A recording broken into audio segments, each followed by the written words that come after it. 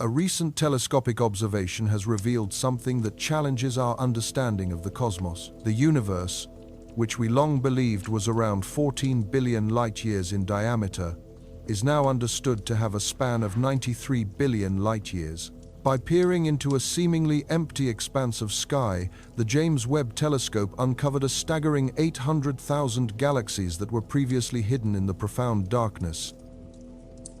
These are galaxies that took shape when the universe was merely 300 million years old. The telescope also found black holes with masses billions of times greater than our models predicted, alongside structures extending for tens of millions of light-years that should not have had sufficient time to develop.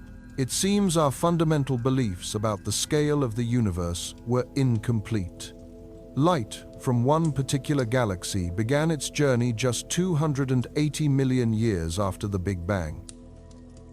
For over 13 billion years, that light traveled across the expanding fabric of space until it was finally captured by the James Webb Telescope. This galaxy, known as MOM Z14, had its distance officially confirmed by astronomers in 2025. This single finding has effectively pushed back our observational horizon to a period when the cosmos was still in its formative stages, a raw and incredibly young environment. What is so remarkable about this is the context of time. The universe today is 13.8 billion years old, which means MOM Z14 was already in existence when only 2% of cosmic history had elapsed. To put this ratio into perspective, if the entire lifespan of the universe were compressed into a single year, this galaxy would have formed on January 7th. We are, in essence, witnessing the infancy of the cosmos. This discovery was made possible because the James Webb operates on a different principle than its predecessors. It is designed to hunt for a phenomenon called redshift. As light traverses billions of light-years, the expansion of space itself stretches the wavelengths of that light. This process shifts the light from the visible spectrum into the infrared portion of the spectrum. The greater the distance to an object, the more its light is stretched. MOM Z14 exhibits a redshift value of 14.44, a number that signifies an extreme distance. It surpassed the previous record holder by a margin of just 10 million years. While that may sound like a small interval, in the early universe, conditions were changing with incredible speed.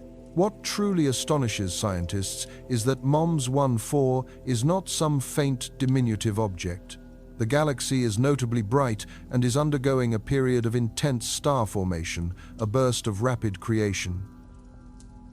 The levels of nitrogen detected within it are similar to those found in ancient star clusters within our own Milky Way, which suggests that the fundamental processes of star formation were consistent even at that remote epoch. According to older cosmological models, this should not be possible. The prevailing theory was that galaxies grew slowly and methodically over hundreds of millions of years. The existence of MOM Z14 demonstrates that this was not the case. The telescope found it by systematically searching through existing images for potential candidates. Once astronomers identified a faint signal, they directed the telescope back to that location in April 2025 for a definitive observation. The resulting spectroscopy was clear and confirmed the finding was not a theory or a guess, but real data proving this galaxy existed at the very edge of our observational capacity. The sobering part is that MOM Z14 is likely not the final frontier. The Nancy Grace Roman Space Telescope, scheduled for launch in 2027, is engineered to survey vast swaths of the sky simultaneously. It is highly probable that this new observatory will find galaxies that are even more distant. Each new discovery of this kind pushes our observational boundary closer to the Big Bang itself. And with every step closer, we seem to find something that should not yet be there, something that formed too quickly, shines too brightly, or simply existed too early. The universe had less than 300 million years to bring MOM Z14 into being. While 300 million years sounds like a vast stretch of time, on a cosmic scale, it is merely a moment. For comparison, our own planet Earth has been around for 4.5 billion years. and the dinosaurs roamed its surface for 165 million years. MOM Z14 assembled itself in a shorter period than the reign of the dinosaurs. Stars ignited, gas clouds collapsed, and structure began to emerge, all within the deep darkness of the infant cosmos. Our previous understanding of galaxy formation is now being fundamentally reassessed. The James Webb Telescope does not perceive the universe in the same way our eyes do. It is incapable of detecting visible light. Instead, it is designed to capture infrared radiation, which is entirely invisible to humans. This specific design choice is what gives the telescope its immense power for studying the early universe. Without this capability, none of these discoveries would have been possible. When you gaze at a star in the night sky, you are seeing light that departed from it years ago. The star nearest to us, other than our own sun, is more than 4 light-years away. This means the light you see from it tonight actually left that star 4 years in the past. Looking up at the cosmos is always an act of looking back in time. The James Webb Telescope takes this principle to its ultimate extreme. It observes objects so profoundly distant that their light has been traveling for over 13 billion years, making the telescope a functional time machine. This focus on infrared vision is crucial because of cosmic expansion. The universe is not a static place. Space itself is growing larger with every passing second. As it expands, it stretches everything contained within it, and that includes waves of light. Light, that originally began as ultraviolet or visible radiation, is pulled into progressively longer wavelengths during its journey. By the time this ancient light reaches our solar system, it has been completely shifted into the infrared part of the spectrum. Consequently, objects from the early universe become invisible to telescopes that are limited to seeing only visible light. The Hubble Space Telescope, for instance, could not detect galaxies like MOM Z14 because their light had redshifted far beyond its detection range.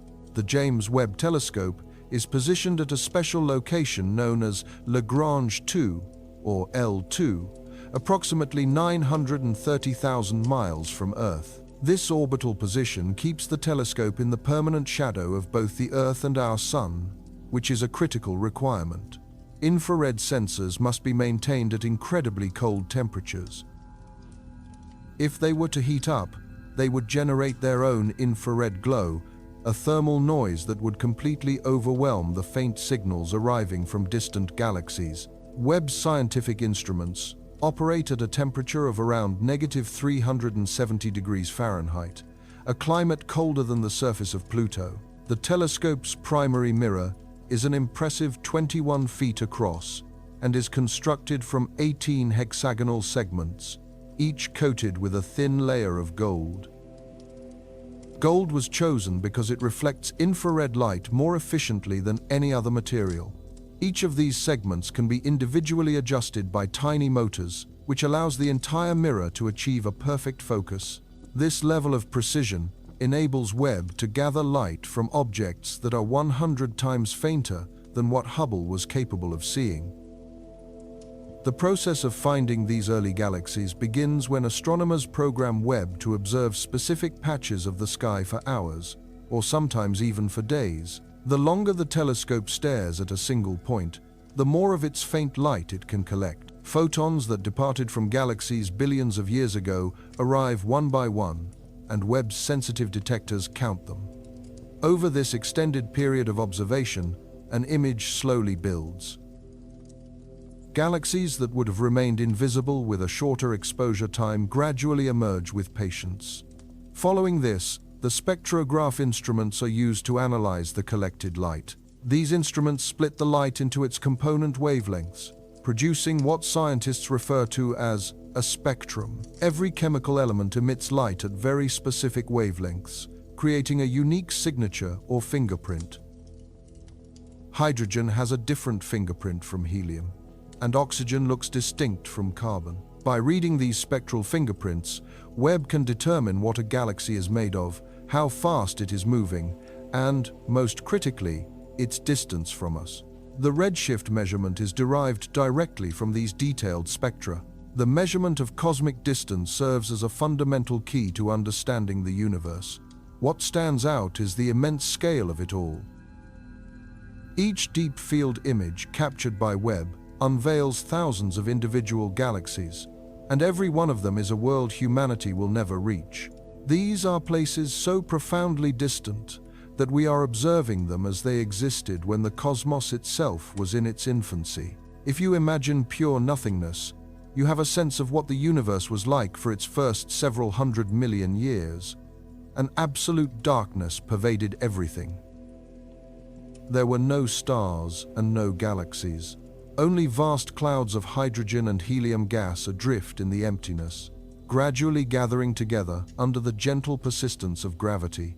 This period is known as the Cosmic Dark Ages, and its duration was surprisingly long. Eventually, a profound change occurred. Gravity's influence prevailed, causing the gas to collapse into dense pockets. As pressure mounted and temperatures soared, the very first stars ignited. This pivotal moment marked the end of the Dark Ages and the beginning of a new era called the Cosmic Dawn. The galaxy MZ14 was born during this dawn, a time when light first began to flood the universe. While 280 million years may seem like an eternity, it is remarkably brief for the construction of a galaxy. Consider the necessary sequence of events. First, immense gas clouds must collapse under their own weight. From that gas, stars need to form. Those newly formed stars must then cluster together into a cohesive structure. Inside those stars, heavy elements have to be created, a process that requires multiple stellar generations. Every single step in this sequence demands a great deal of time, and yet, MOZ14 managed to complete this entire process in less than 300 million years. To appreciate this, it helps to picture the universe at that time. Space itself was significantly smaller, meaning everything was much closer together. The average temperature of the cosmos was higher, simply because all of its matter was compressed into a smaller volume. Radiation left over from the Big Bang still permeated all of space, though it had cooled considerably since its origin. Halos of dark matter were beginning to form, creating deep gravitational wells where ordinary matter could accumulate. These halos provided an invisible scaffolding for the assembly of the first galaxies. The gas available was almost entirely pure hydrogen and helium. There was no oxygen, no carbon, and no nitrogen, none of the elements that would eventually form planets or life. Those essential building blocks had to be forged first within the hearts of stars. When the most massive stars reached the end of their lives and exploded as supernovas, they scattered these heavier elements out into the surrounding space. The next generation of stars then incorporated these new elements into their own composition. This cycle of enrichment is known as stellar nucleosynthesis, and it is a process that takes time, involving multiple cycles and numerous explosions. The detail that puzzles scientists is that MOMZ14 already contains detectable signs of nitrogen. This implies that at least one or two full generations of stars had already lived and died within this galaxy.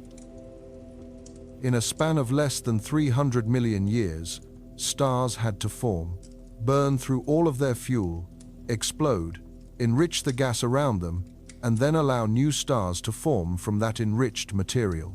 The timeline for these events appears to be compressed to an almost impossible degree. For perspective, consider our own galaxy. The Milky Way has been evolving for over 13 billion years. It has had an abundance of time to undergo countless cycles of stellar birth and death. It has had the opportunity to build up a rich and diverse inventory of heavy elements. Our own planet, Earth, contains iron, silicon, gold, uranium, and dozens of other elements that simply did not exist when the universe was young. All of that material originated in ancient supernovas. MZ14 initiated that very same process in just a tiny fraction of the time. This galaxy is not an isolated case. The James Webb has identified over 100 galaxies from this same primordial period.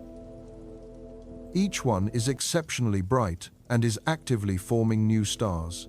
Each discovery challenges the existing models which had predicted that galaxies should form at a much slower pace. The cosmic dawn was not a gradual event. It was an explosive burst of activity. Galaxies emerged rapidly, shining with an incredible intensity, transforming the universe from darkness to light in the span of only a few 100 million years. We are only now able to see the evidence of this transformation 13 billion years later, as that is how long it has taken for their light to travel across space and reach us. The story this tells is an unsettling one. The universe does not always follow the slow, methodical progression that we might have expected. It is capable of moving with astonishing speed. The forces that drove galaxy formation in the early cosmos were far more powerful than anything we observe in the universe today. Within the galaxy known as CANUCSLRDZ86, there is a black hole. This galaxy existed just 570 million years after the Big Bang, a fact that is impressive on its own. What makes the situation seem impossible, however, is the black hole's sheer size. It is a supermassive object, millions of times heavier than our own star, and it is feeding voraciously, pulling in matter at a rate that defies theoretical limits. Black holes typically form when massive stars collapse. A star that is 20 times heavier than our Sun might explode as a supernova, leaving behind a core that implodes into a black hole weighing perhaps 50 times what our star weighs. This is known as a stellar mass black hole. It is minuscule compared to the supermassive black holes found at the centers of galaxies, which can weigh millions or even billions of times more. The question then becomes, how does a black hole grow from 50 solar masses to millions? The answer requires time, a vast amount of it. The black hole must consume surrounding gas, dust, and other stars over hundreds of millions or even billions of years. This presents a significant problem because CANUCSLRDZ86 simply did not have that kind of time. The universe was barely 500 million years old when this galaxy existed. That is nowhere near enough time for a supermassive black hole to grow through this standard process of feeding. Yet, there it is. Its existence confirmed by spectroscopic data from James Webb. This is not a theory or speculation, but a conclusion based on real observation. The galaxy is part of a category of objects called little red dots. These are small, faint, and appear extremely red due to their vast distance from us. The James Webb has discovered dozens of them since it began its operations. Most of them are perplexing to astronomers because they are either too densely packed with stars or they contain black holes that are far too massive for their size. CANUCSLRDZ86 clearly falls into the second category. Its central black hole outweighs all of the galaxy's stars by a significant margin. How could it have become so large so quickly? There are two primary theories that attempt to explain this. The first suggests that the black hole could have formed from a massive cloud of gas that collapsed directly, without ever forming a star first. This process would create what scientists refer to as a heavy seed black hole, potentially thousands of times heavier than our star from the moment of its birth, giving it a substantial head start. The second theory involves hypothetical supermassive stars, which would be hundreds or thousands of times heavier than ordinary stars. When these theoretical objects collapsed, they would have immediately left behind heavy black holes. Both of these explanations have their own set of problems. The direct collapse model requires very specific conditions that might not have been common in the early universe. Supermassive stars, on the other hand, are purely theoretical and have never been directly observed, and yet some mechanism must have created these enormous black holes because we can now see them. To make matters even more complex, there is the issue of the feeding rate. James Webb detected gas swirling around the black hole at incredible speeds. This gas is highly ionized, which means that intense radiation from the black hole has stripped electrons away from their atoms. This is a telltale signature of extremely rapid accretion. A particular black hole is found to be consuming matter at a rate that is more than 40 times the established theoretical boundary, known as the Eddington limit.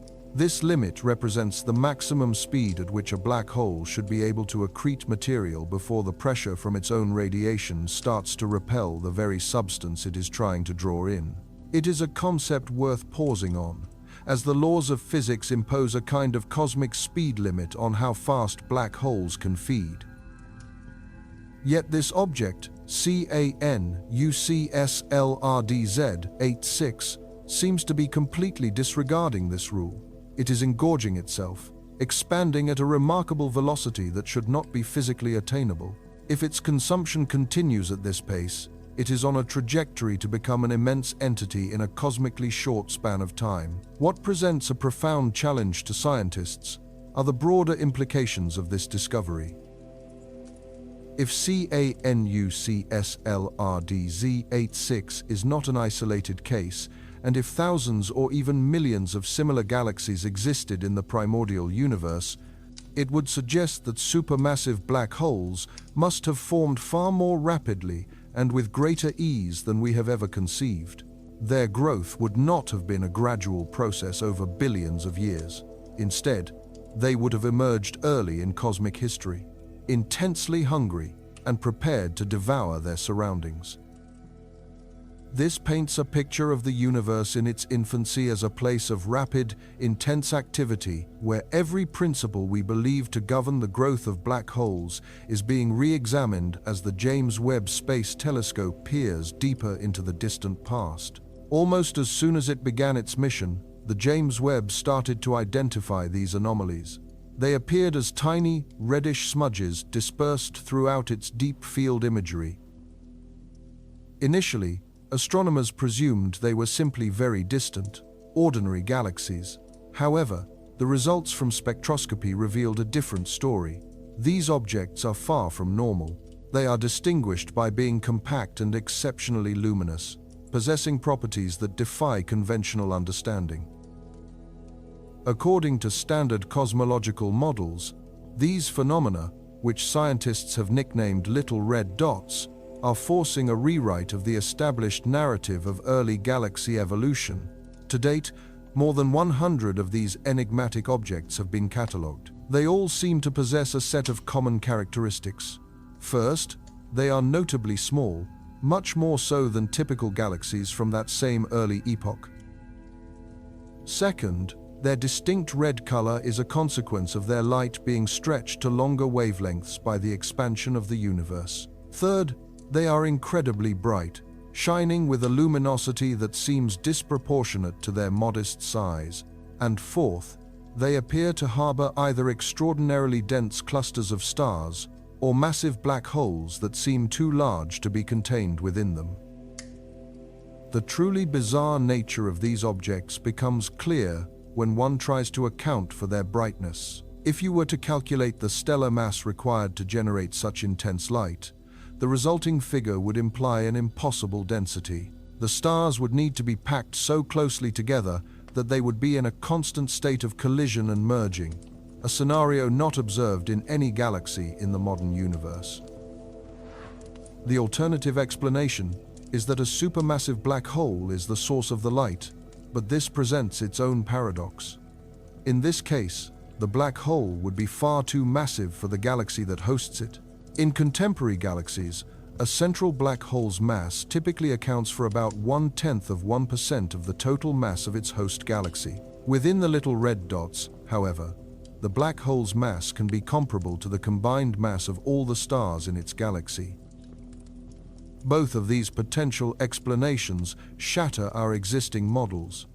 Astronomers had long believed that galaxies and their central black holes evolved in tandem, maintaining a consistent, balanced ratio. The prevailing theory was that the galaxy forms first, gradually accumulating stars over eons, while the black hole grows more slowly by feeding on gas that spirals toward the galactic center, eventually reaching a state of equilibrium.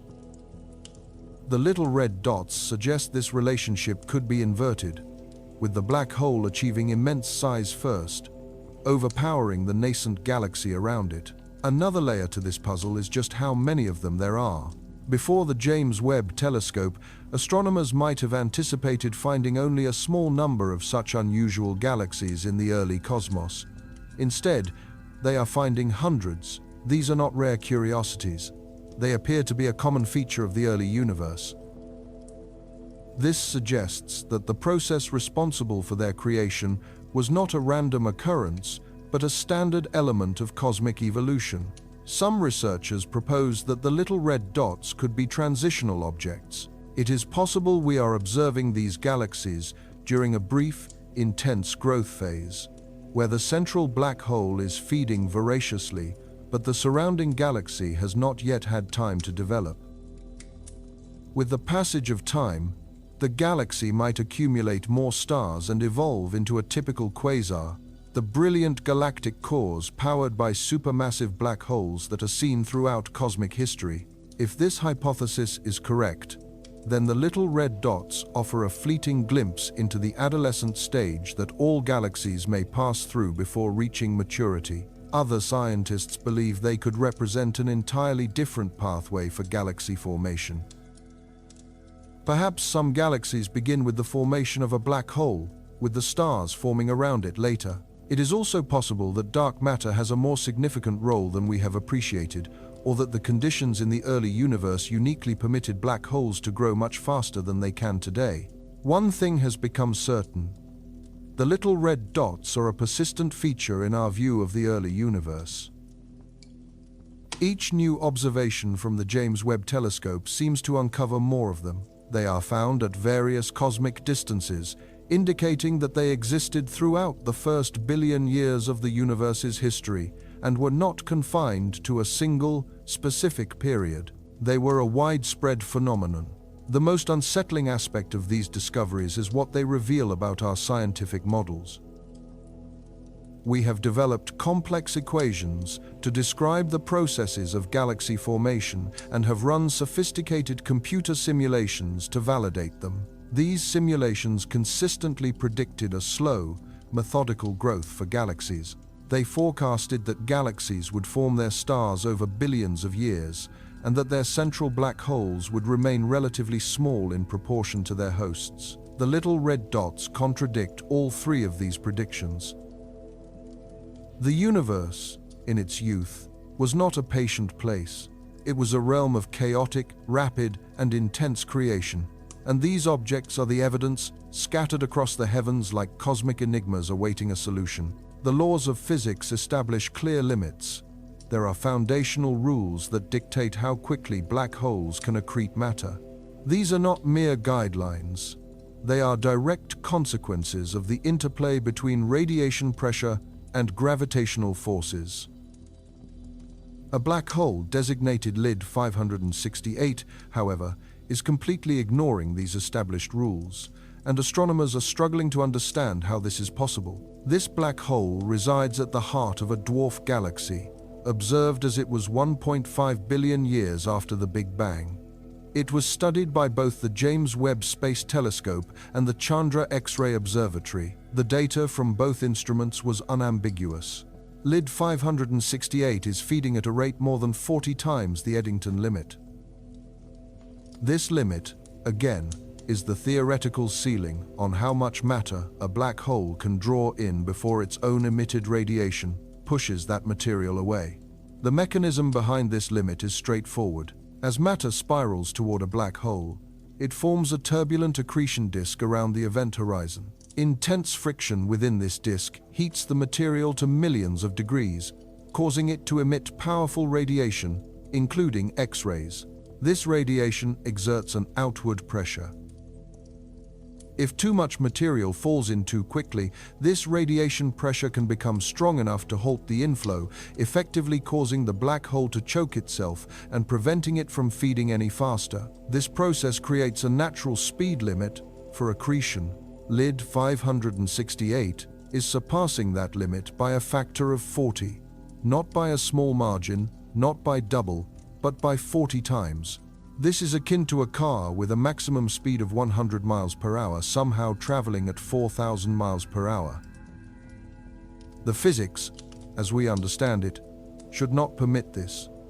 One potential explanation is a phenomenon known as super-Eddington accretion.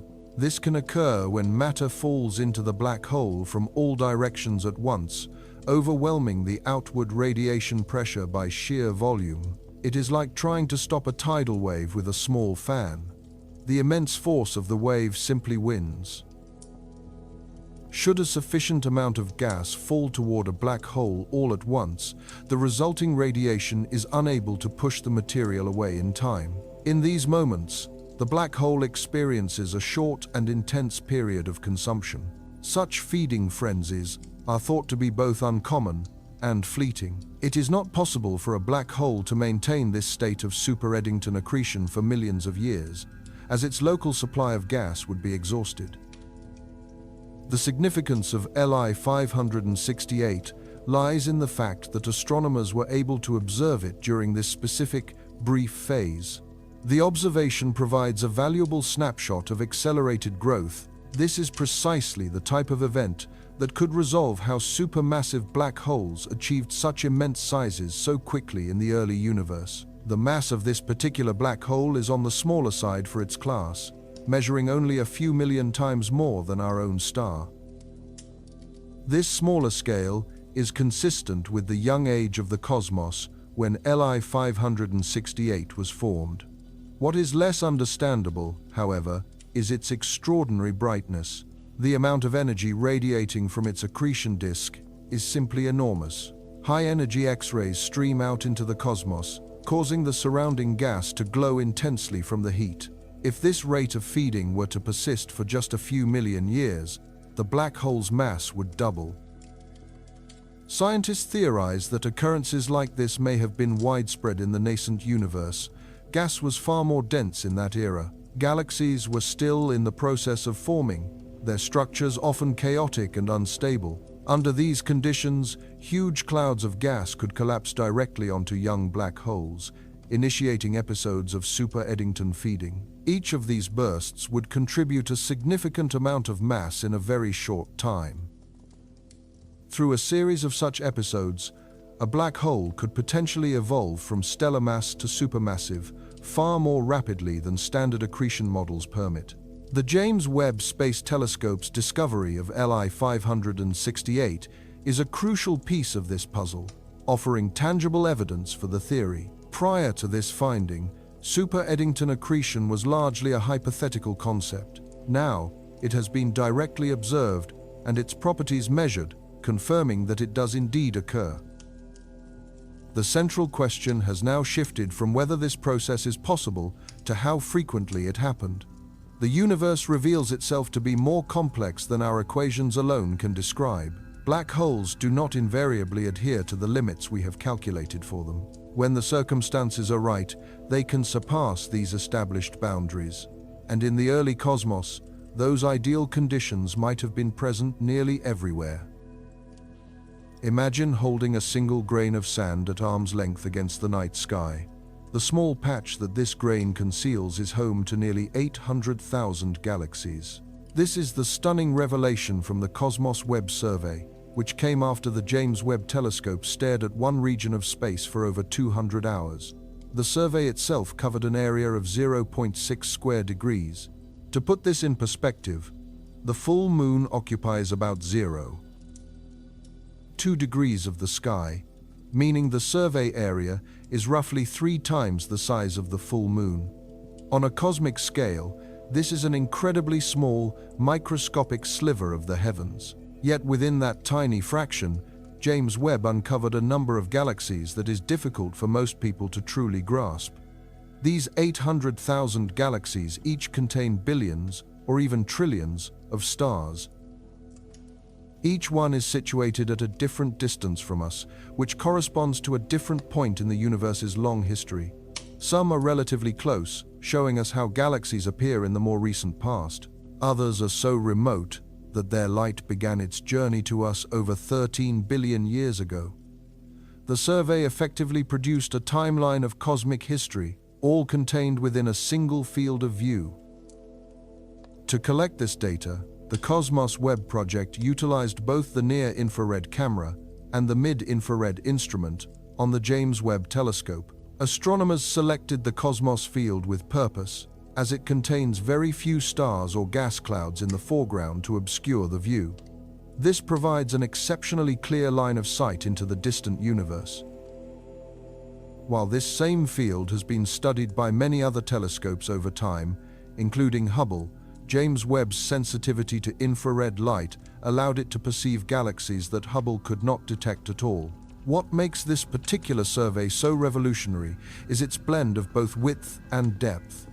Many deep-field images concentrate on an extremely small patch of sky, maximizing exposure time to see the very faintest objects. Cosmos Webb traded some of that depth for a wider field, which reveals how galaxies are distributed across vast cosmic distances. The result is a map that illustrates galactic structures, clusters, and voids that stretch across billions of light-years. The image displays galaxies at all stages of their evolutionary journey.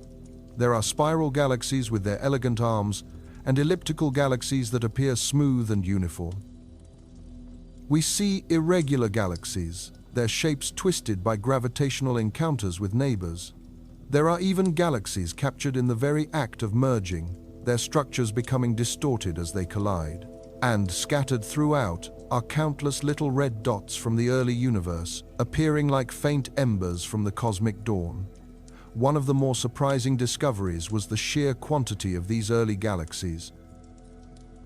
Before James Webb, our models had predicted a much smaller number of bright galaxies in the first billion years following the Big Bang. The Cosmos Webb survey, however, found 10 times more than had been anticipated. This finding implies that the process of galaxy formation was more efficient and occurred more rapidly than our theories had suggested. The early universe was not a quiet, empty place. It was bustling with activity. The survey also uncovered cosmic structures that formed sooner than expected. Groups and clusters of galaxies, which should have required more time to assemble, are already evident in the early cosmos. This suggests that gravity was drawing galaxies together more quickly than our models had accounted for. The cosmic web, the grand-scale structure of the universe with its intricate filaments and vast voids, was already beginning to form when the universe was only a few billion years old. Every galaxy captured in the image tells a story. Each one was created through a unique interplay of dark matter, collapsing gas, and the birth of stars. Some have undergone violent mergers, while others have grown peacefully over eons. Some are currently active sites of star formation, their light revealing the glow of hot, young stellar populations. Others are ancient and dormant, their stars having burned out long ago, leaving behind a ghostly echo of their former vitality. The data from the Cosmos Webb survey will be a subject of study for many years to come. Astronomers will meticulously analyze individual galaxies, calculate their distances, examine their compositions, and chart their changes over time. Each new analysis will help to refine our understanding of cosmic evolution. Every finding will add another piece to the grand puzzle of how our universe transformed from the fireball of the Big Bang into the structured cosmos we observe today. And this is all from just one small patch of sky. The entire celestial sphere spans over 40,000 square degrees. If every such patch is similarly dense with galaxies, the total number in the observable universe could exceed 2 trillion. A number of this magnitude almost loses its meaning. It is impossible to visualize 2 trillion of anything. We can only appreciate it as a symbol of the universe's truly incomprehensible vastness. A black hole is currently hurtling through space at 2 million mph. It follows no orbital path and is not falling toward any larger object. It appears to be fleeing, and it is pulling a trail of newborn stars behind it, a luminous cosmic scar stretching 200,000 light-years long. The black hole itself has a mass 10 million times that of our Sun, making it supermassive by any standard. something extraordinary propelled a supermassive black hole from its native galaxy, launching it on a journey through the cosmos at 3,000 times the speed of sound. This remarkable event was confirmed by the James Webb Space Telescope in 2025, leading astronomers to designate it as the first verified runaway supermassive black hole. The object's origin is the cosmic owl galaxy system, a dynamic region where multiple galaxies are currently in the process of merging. When galaxies undergo such collisions, their central black holes typically migrate toward the center of the newly combined structure. In some less common instances, however, complex gravitational interactions can eject one of the black holes from the system entirely. This appears to be precisely the scenario that unfolded here. There are two primary mechanisms that can expel a black hole of this immense scale. The first involves the merger of two supermassive black holes, a process that releases powerful gravitational waves. These ripples in space-time carry momentum, and if they are emitted in an asymmetrical pattern, they can deliver a significant kick to the resulting, larger black hole.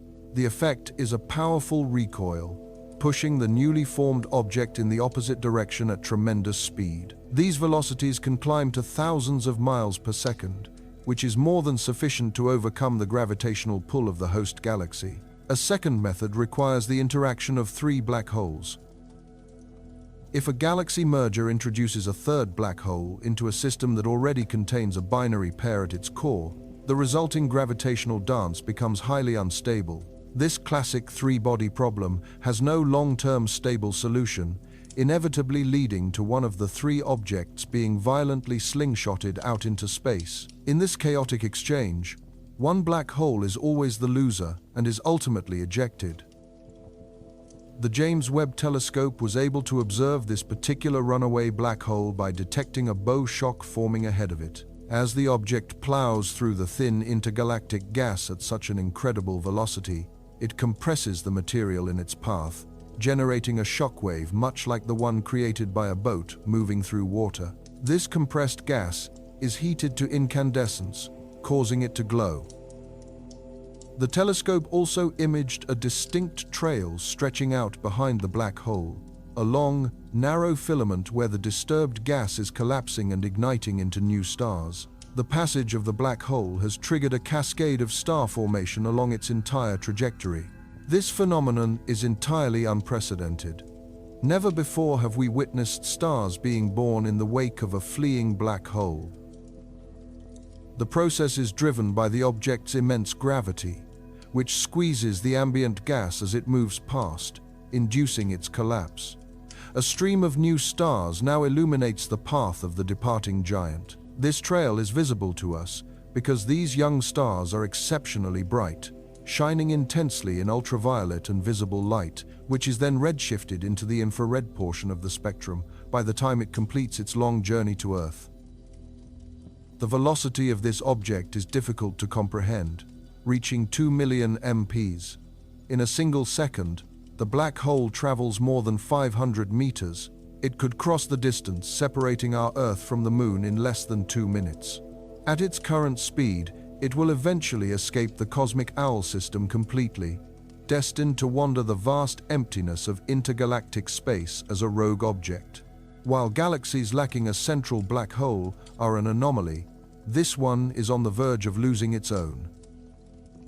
The discovery prompts important questions about our understanding of black hole evolution. Although computer simulations had long predicted the existence of runaway black holes, this direct observation confirms that they are real. It also forces us to consider how common they might be. If galactic mergers frequently result in such ejections, there could be thousands of these rogue black holes drifting silently through the universe, rendered invisible by the fact that they are no longer actively feeding on surrounding matter. This finding also suggests that the mergers of black holes in the early cosmos may have been profoundly chaotic events. As infant galaxies formed and collided during the universe's dawn, their central black holes would have interacted with great violence. Some would have merged, while others would have been cast out. The process was messy and unpredictable, likely resulting in black holes being scattered throughout the cosmos. James Webb's ability to resolve this object underscores the telescope's exquisite sensitivity to extremely faint cosmic structures. The bow shock and the stellar trail are not bright features. They demanded long exposure times and meticulous analysis to be identified. Yet, through this careful observation, they revealed a scene never witnessed before: a supermassive black hole in full retreat from its home, racing away while leaving a trail of creation in its wake. In another part of the distant universe, two black holes are colliding inside a galaxy system known as ZS7. This system existed only 740 million years after the Big Bang. Both black holes are supermassive, each with a mass millions of times greater than that of our Sun. They are locked in a decaying orbit, spiraling inexorably toward one another, and will eventually combine to form a single, even more massive black hole. When that final merger occurs, the collision will send tremors through space-time itself. The James Webb Telescope detected this impending merger by analyzing the spectrum of light originating from ZS7. The data revealed two separate sources of energetic radiation situated very close together. Both of these sources exhibited the classic signatures of accreting black holes, including rapidly moving gas, intense ionization, and broad emission lines from atoms swirling at incredible speeds. The two objects are separated by a mere few thousand light-years, and they are steadily moving closer. This represents the most distant black hole merger ever detected, and consequently, the earliest one observed in cosmic history. While other mergers have been seen in the modern universe, none have been found this far back in time. The discovery confirms that black holes were already colliding and merging when the universe was less than 1 billion years old. This has significant implications for how supermassive black holes manage to grow so large so quickly. Mergers offer one of the most efficient pathways for building up mass.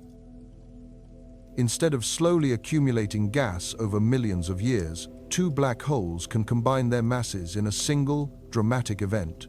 If such mergers were a common occurrence in the early universe, it could explain how supermassive black holes were able to reach masses of billions of suns within the first billion years following the Big Bang. The merger process itself is a captivating physical event.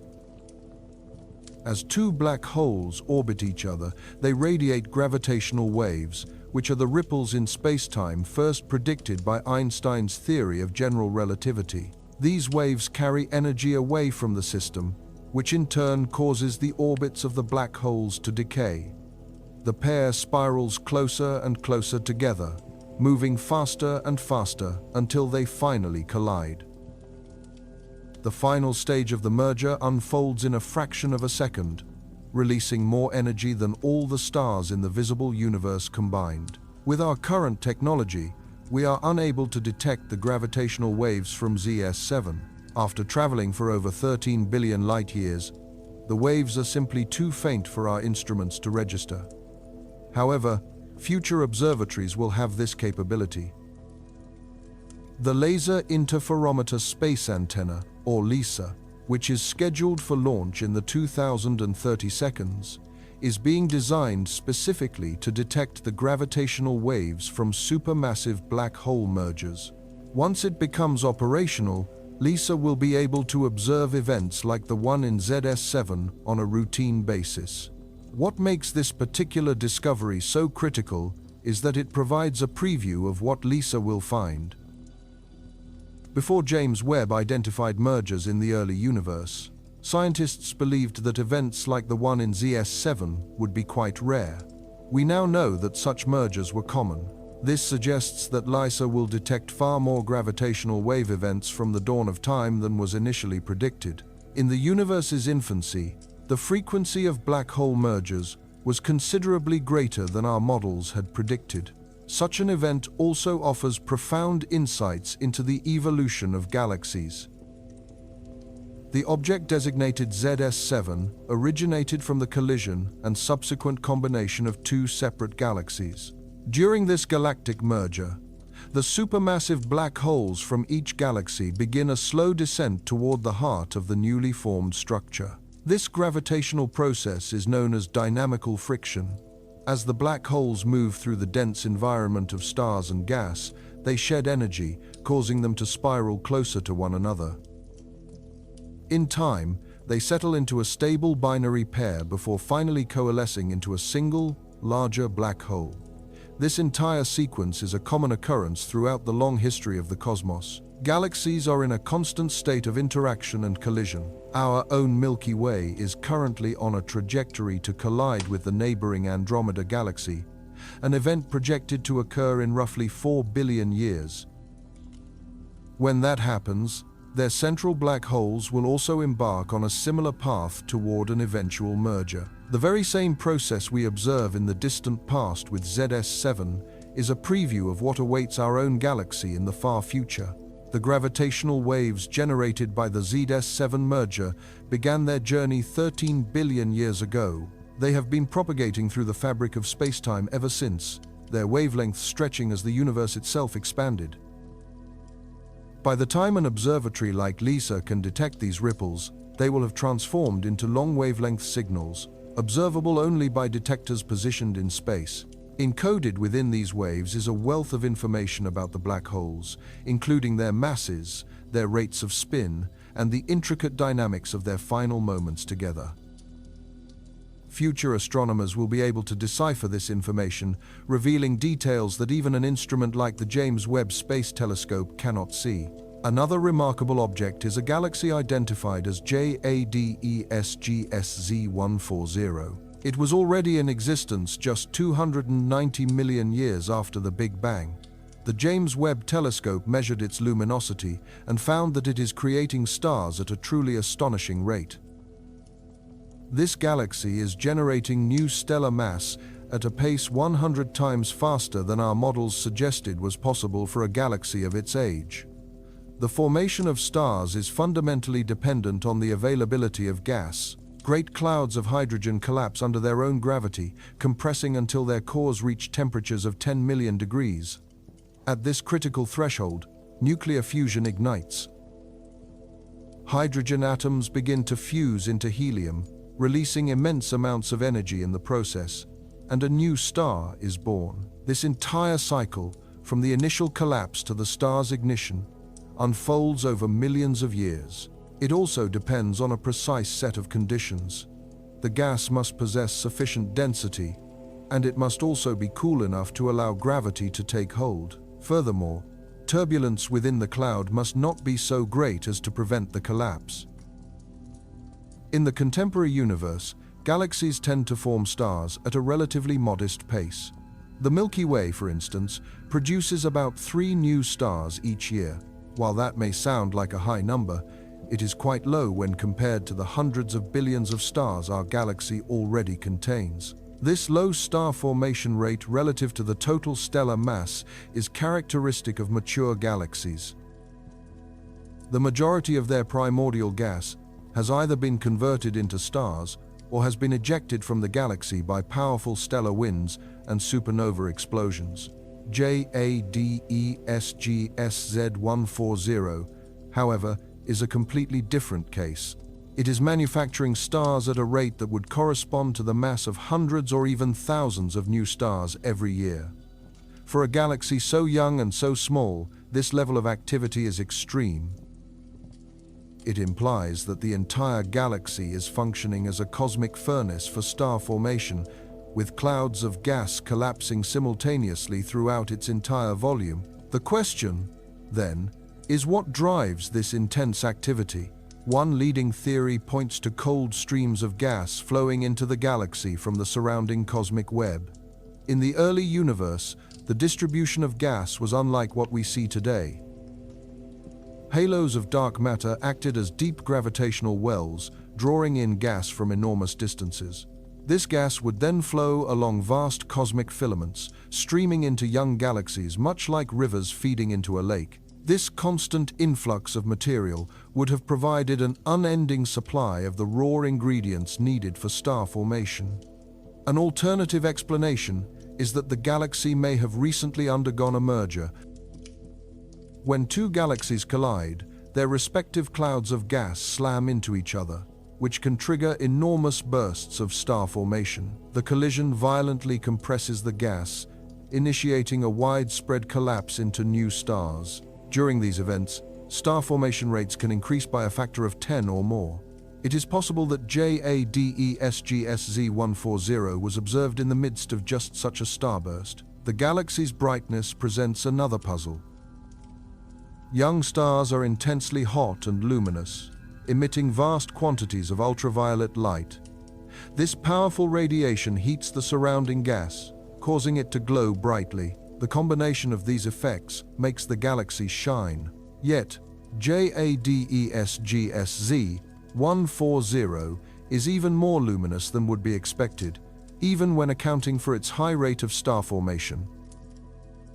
Its light output suggests that either the stars being formed are unusually massive, or there is some other source of energy contributing to its glow. Some astronomers have proposed that supermassive stars might be involved. These are hypothetical objects that would possess hundreds of times the mass of typical stars. They would burn with incredible heat and luminosity, but their lives would be very short, ending in massive explosions after only a few million years. If JADESGSZ140 did form a large population of these supermassive stars, their collective light could account for the galaxy's excessive brightness. For now, however, supermassive stars remain a theoretical concept, as no confirmed observations of them exist. The spectrum of light from the galaxy reveals strong emission lines from both oxygen and hydrogen. This detail serves as confirmation of vigorous, ongoing star formation. These spectral lines are also broader than anticipated, which suggests the gas within the galaxy is highly turbulent and moving at great speeds. This turbulence could be driven by the combined effects of stellar winds and supernova explosions. Young, massive stars have short and violent lives, and their deaths inject huge amounts of energy back into their surroundings. This energy stirs the interstellar gas, creating widespread chaotic motion. What is most perplexing for scientists is the incredibly short timescale involved. At only 290 million years after the Big Bang, the universe had barely had enough time to form its very first generation of stars, let alone construct a massive, star-forming galaxy.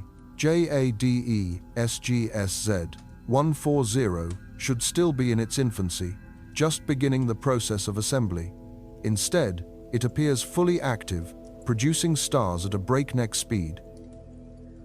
This discovery suggests that the process of galaxy formation was far more efficient in the early universe than our current models can explain. Gas must have collapsed more rapidly, and stars must have formed more quickly. The feedback mechanisms that regulate and slow down star formation in modern galaxies were likely weaker or perhaps entirely absent. The early cosmos seems to have been a much more productive environment for building galaxies. Each new discovery, like JADESGSZ140, compels astronomers to revise their models. The numbers are adjusted, the timelines are compressed, and the resulting picture of the early universe becomes more chaotic, more violent, and more impressive than we had ever imagined. We have known that the universe is expanding since the 1920 seconds. What remains uncertain, however, is the precise speed of that expansion. Two different methods for measuring it yield two different answers, and the discrepancy between them is too significant to be dismissed. Astronomers refer to this problem as the Hubble tension, and recent findings from the James Webb Telescope have only confirmed that it is a real and persistent issue. The rate of cosmic expansion is quantified by a value known as the Hubble constant. This number tells us how quickly galaxies are receding from us at a specific distance. For example, if the Hubble constant is 70, it means a galaxy located 1 megaparsec away is moving away from us at 70 kilometers per second. A galaxy at a distance of 2 megaparsecs would be receding at 140 kilometers per second. The farther an object is, the faster it appears to move away. There are two primary techniques for measuring this constant. The first method relies on observations of the cosmic microwave background, which is the faint afterglow of radiation left over from the Big Bang. This faint radiation permeates the entire cosmos, a relic carrying information about the universe when it was only 380,000 years old. By studying incredibly small variations in its temperature, scientists can deduce the speed at which the universe was expanding at that early epoch. From there, they employ sophisticated models to project that rate forward to our present time. This particular method yields a Hubble constant of about 67. A second, contrasting method looks to the nearby universe, using stars and galaxies closer to home. For this, astronomers measure distances to other galaxies with the help of objects known as Cepheid variable stars and type Ia supernovas. Both of these cosmic phenomena are very well understood, serving as reliable markers for gauging distance. By measuring how quickly these galaxies are receding from us and comparing that speed to their known distance, a direct calculation of the Hubble constant is possible. This local measurement provides a value of around 73. The 6-point gap between these two figures is enormous in cosmological terms. It is not an issue of rounding, nor is it a product of measurement uncertainty. Both approaches are remarkably precise and have been subjected to repeated verification. The discrepancy is undeniably real and has been a persistent puzzle for more than a decade. This is the heart of the Hubble tension. The role of the James Webb Space Telescope in this mystery is absolutely critical. A lingering concern had been the possibility of errors in the measurements from the Hubble Space Telescope. Perhaps the calculated distances were inaccurate. It was conceivable that something in how Hubble observed Cepheid stars had introduced a systematic bias into the data. James Webb has the ability to observe the very same stars, but with superior sensitivity and resolution. If Hubble's data were flawed, Webb would have certainly found different values. Yet Webb did not find different values. Instead, its observations confirmed Hubble's measurements with great precision. The distances appear to be correct. The expansion rate, when measured using nearby objects, is indeed about 73. This confirmation means the tension is not the result of an observational error. It is a genuine feature of our universe. We are left with two profound possibilities. The first is that our fundamental model of the cosmos is incomplete. The second is that the way the universe expands has changed over time. The standard model of cosmology operates on the assumption that the expansion rate follows a smooth, predictable course. This pattern is thought to be determined by the known quantities of matter, dark matter, and dark energy. If any of those core assumptions are incorrect, the entire model begins to break down. One intriguing idea is that dark energy does not behave as we currently believe. Dark energy is the enigmatic force responsible for the accelerating expansion of the universe. It is estimated to constitute about 68% of the total energy in the cosmos. Its true nature remains unknown. We can only observe its effects. If the strength of dark energy has fluctuated over cosmic history, that could potentially resolve the tension. The early universe might have expanded at one rate, while the modern universe expands at another, faster rate.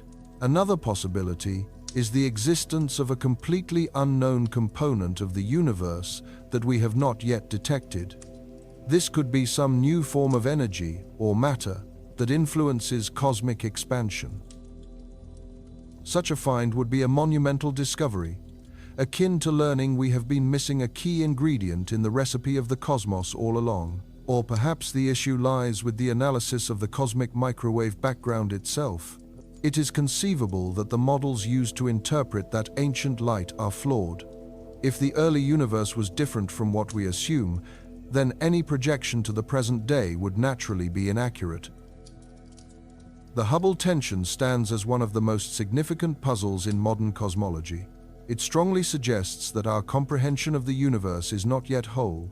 Something fundamental is missing. Some factor has not been accounted for, and until we can identify what that something is, the tension will remain a deep crack in the very foundation of our cosmic models. There is a galaxy known as LAP 1b. The James Webb Telescope observed it during a survey designed to find unusual objects in the early universe. The spectrum that came back was peculiar. It showed no oxygen, no carbon, almost nothing besides hydrogen and helium. This could be the signature of population 3 stars, the very first stars ever to have formed. Stars are categorized into populations based on their metal content. In astronomy, the term metals refers to any element heavier than helium. Iron is a metal. Carbon is a metal, so is oxygen. Modern stars, like our Sun, contain a few percent metals by mass. These are known as population I stars. Older stars have a lower metal content, perhaps only 1/10%. These are called population 2 stars. Population 3 stars, however, would have 0 metals. They would have formed from the pristine hydrogen and helium that filled the universe right after the Big Bang. No one has ever definitively confirmed the existence of a population 3 star.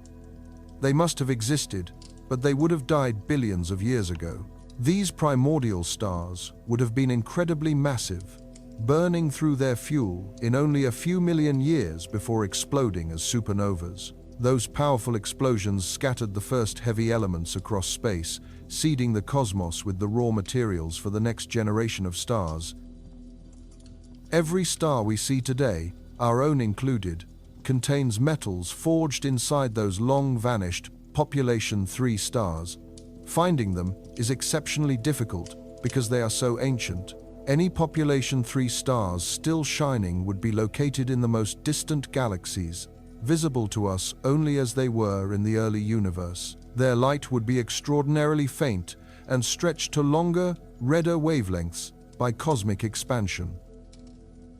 Even for an instrument as powerful as James Webb, detecting individual stars at such vast distances is a challenge. Instead, astronomers search for entire galaxies where population 3 stars might still be the dominant stellar population. LAP 1b is one such candidate. The galaxy's spectrum reveals almost no metal lines. Its light is overwhelmingly characterized by hydrogen and helium emission. This could indicate that the galaxy is composed mostly of population 3 stars, though other explanations are still possible. The galaxy might simply contain very pure gas that has not yet been enriched by supernova events. Alternatively, the spectrum might be reflecting the composition of gas clouds rather than the stars themselves. To confirm the presence of population 3 stars, deeper observations are required. James Webb will need to stare longer, gathering more photons to detect even fainter spectral features. If oxygen is found to be completely absent, that would significantly strengthen the case. Population 3 stars do not produce much oxygen, as they tend to explode before they have time to form it. Later, stellar generations, in contrast, create oxygen through fusion in their cores and release it when they die. The importance of this search cannot be overstated. Population 3 stars fundamentally shaped the universe we see today. They were the very first sources of light after the cosmic dark ages. Their intense ultraviolet radiation ionized the surrounding hydrogen gas, transforming it from a neutral state into a plasma. This event, known as reionization, profoundly altered the large-scale structure of the cosmos. Without population 3 stars, reionization would not have occurred, and the universe would look entirely different. These first stars also set the stage for all subsequent star formation. By creating the first heavy elements, they made the existence of planets possible. Carbon, oxygen, silicon, and iron, all the materials that make up our Earth, originated in the supernova explosions of massive stars. Population 3 stars initiated that cosmic cycle. They were the original alchemists of the universe, turning simple hydrogen and helium into the complex periodic table upon which life depends. Their exact masses are still a subject of debate. The true mass of the universe's first stars remains an open question, with some scientific models proposing they were hundreds of times heavier than our own Sun. Other theories place their mass in a more modest range, from 10 to 100 times that of our star. The resolution of this debate is significant, as it has direct consequences for how these stars exploded and what elements they created. The most massive of these primordial stars might have bypassed a supernova altogether, collapsing directly into black holes. Such an event would have prevented them from seeding the early cosmos with heavy elements, known as metals, thereby slowing the formation of all subsequent stellar generations. The James Webb Telescope's discovery of a system called LAP-1b provides a valuable look at what these earliest stars could have been like. Even if this particular galaxy is later found not to harbor population 3 stars, the finding demonstrates that Webb possesses the sensitivity to identify pristine objects that are viable candidates. The telescope is poised to continue its survey of the distant past, and it seems inevitable that astronomers will eventually uncover definitive evidence of these ancient giants. When that moment arrives, it will mark the completion of the grand narrative of stellar evolution. For the first time, we will have observed stars from every cosmic epoch, from the very first generation to those forming today. This will grant us a full understanding of how stars transformed the universe from a simple expanse of hydrogen and helium into the intricate and richly complex cosmos we now call home. Meanwhile, the James Webb Telescope continues to find astonishingly massive galaxies within the first billion years after the Big Bang. These are not the small, fledgling dwarf galaxies just beginning to form their first stars as expected. Instead, they appear as large, well-developed systems that are already home to billions of stars. Their existence at such an early time is a profound puzzle, as the universe should not have had sufficient time to construct them. The conventional understanding is that galaxy formation is a slow and steady process. It begins with the formation of dark matter halos, which create deep gravitational wells. Gas is then drawn into these wells, where it gathers over tens or even hundreds of millions of years. Only when enough gas has been collected can the process of star formation begin. A galaxy grows incrementally, adding more mass through sustained starbirth and by merging with smaller galaxies. Reaching a mass equivalent to tens of billions of suns should require at least 1 billion years of development. Yet, James Webb has identified galaxies with precisely that mass, at redshifts of 9, 10, and even 11. These galaxies were already in place when the universe was less than 500 million years old. Some of them seem to have emerged as early as 300 million years after the Big Bang, a timeline that directly challenges our models. One striking example is a galaxy observed at a redshift of 11. The data indicates that it contains a mass of 10 billion suns in the form of stars and gas. This is by no means a small object. Its mass is comparable to the Large Magellanic Cloud, one of the Milky Way's own satellite galaxies. The problem lies with its age. At a redshift of 11, the universe was only 400 million years old. To build up 10 billion solar masses in such a short period would demand rates of star formation far exceeding what our models predict.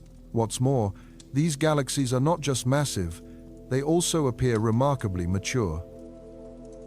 Their light spectra contain signatures of older stellar populations, which implies that their stars have existed for a considerable time. Some of these early galaxies even show evidence of dust, which is forged in the ejecta of supernovae. The accumulation of dust is a process that takes time, so its presence suggests a galaxy has already lived through multiple cycles of star formation and death. The question of how they grew so quickly is now a central focus of cosmology.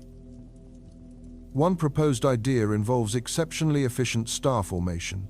Perhaps the first galaxies were able to convert gas into stars at rates 10 or 20 times higher than what is seen in modern galaxies. If star formation were that effective, galaxies could indeed achieve great mass in a short time. This, however, simply shifts the question to why that efficiency was so high. What conditions in the early universe could have made star birth so prolific? Another possibility is that the underlying dark matter halos grew much faster than current models suggest. If these halos assembled more rapidly, they would have pulled in gas at an accelerated rate, thereby speeding up galaxy growth. This could be the case if dark matter has properties we have not yet accounted for, or if the initial density fluctuations in the early universe were stronger than we have assumed. Mergers could also have played a part in this rapid assembly.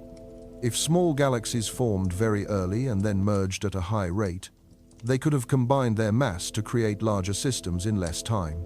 However, it is unlikely that mergers alone can explain the most massive galaxies observed. The required merger rate would have to be extraordinarily high, and there simply may not have been enough time for that many mergers to take place.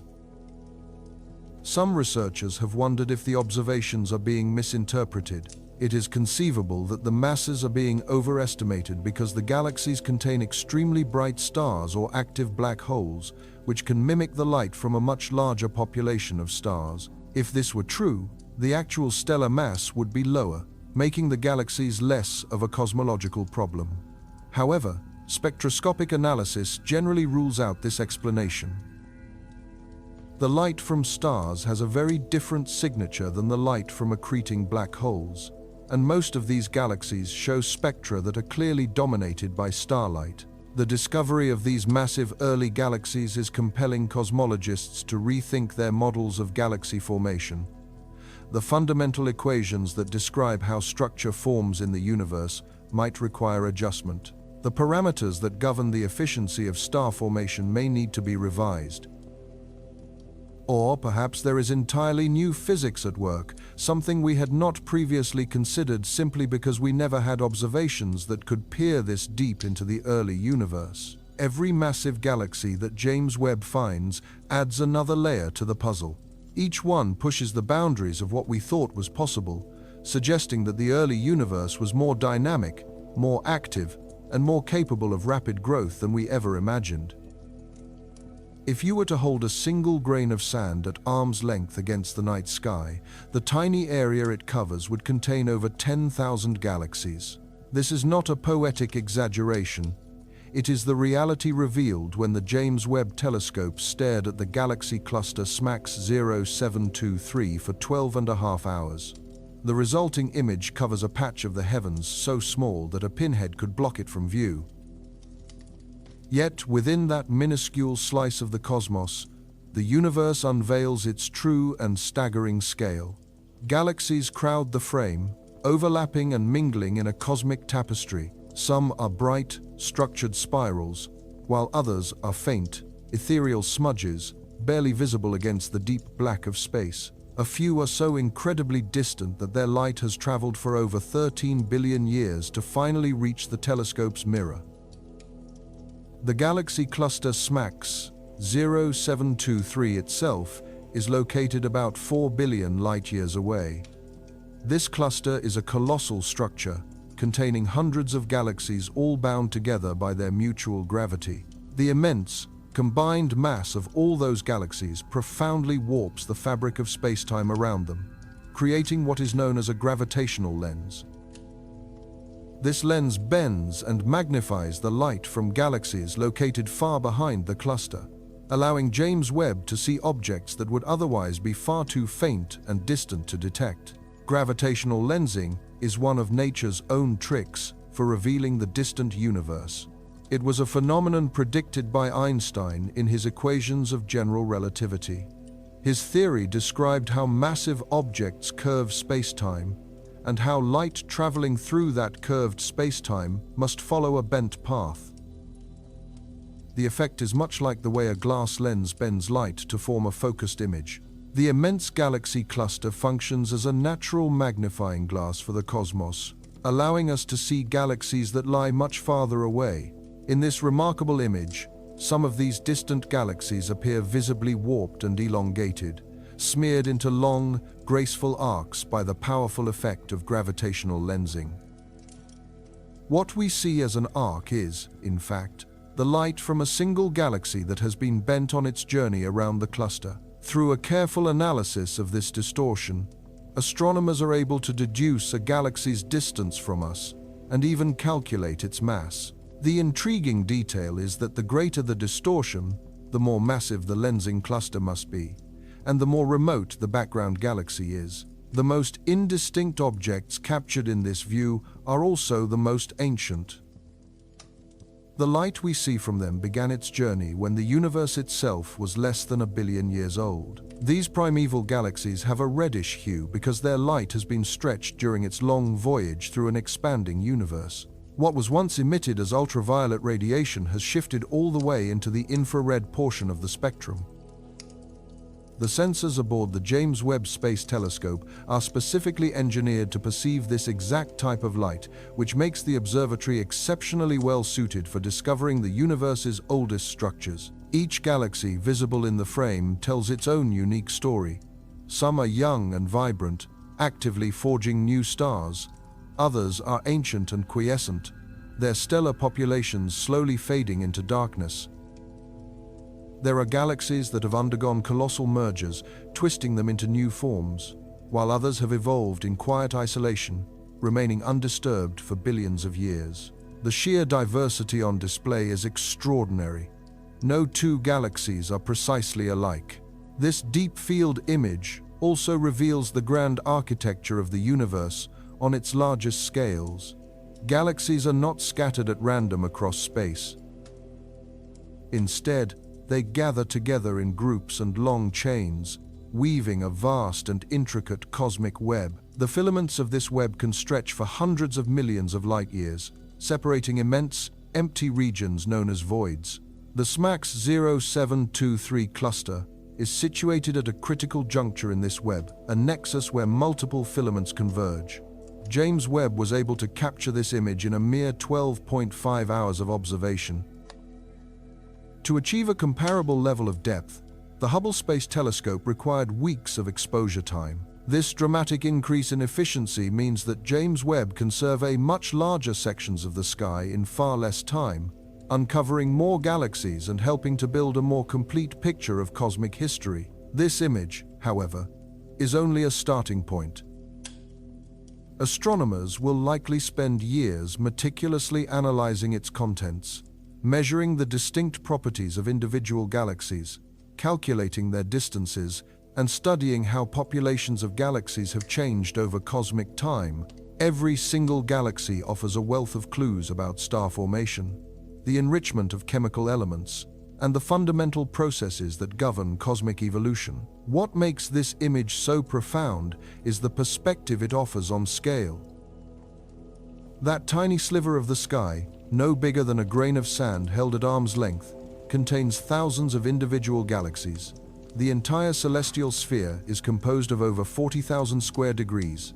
If every region has a similar density of galaxies, then the observable universe must contain trillions of them. Trillions of galaxies, each one potentially hosting billions of planets, and each one a universe unto itself, filled with stars, worlds, and mysteries we may never reach. The grain of sand analogy is a metaphor, but it also reflects a tangible reality. The true vastness of the universe is something that defies human comprehension. We can capture its likeness in images and measure its dimensions with numbers, but we cannot truly grasp its immensity. The mind simply fails to contain something so large. All we can really do is look with wonder at these images and recognize how very small our own corner of existence is. Near truly massive objects, light does not travel in a straight line. It follows the contours of space-time, bending around these great concentrations of mass. This phenomenon is known as gravitational lensing, and it effectively transforms galaxy clusters into natural telescopes, revealing the universe's most distant structures. These clusters are composed of thousands of galaxies, with each one contributing to the total mass. Adding even more mass is dark matter, which, though invisible, outweighs all the visible matter by a factor of about 5 to 1. The combined gravitational field is enormous, warping the fabric of space-time for millions of light-years in every direction. When light from a very distant galaxy passes near such a cluster, its path is deflected, often in multiple directions at once. The result is that a single background galaxy can appear to us as several distinct images. The light follows different routes around the cluster, arriving at our telescopes from slightly different angles, and each route creates a separate image. Sometimes these images manifest as the long arcs or rings that encircle the cluster. At other times, they look like disconnected fragments scattered across the field of view. By measuring the precise positions and shapes of these lensed images, astronomers can reconstruct the original appearance of the galaxy and determine how far away it is. Gravitational lensing also has a magnifying effect on light. The bending of space-time concentrates the photons, causing the background galaxy to appear brighter than it would without the lens. This magnification can be quite significant, sometimes amplifying a galaxy's brightness by a factor of 10 or more. Galaxies that would otherwise be far too faint for even James Webb to detect are brought into view because of this lensing effect.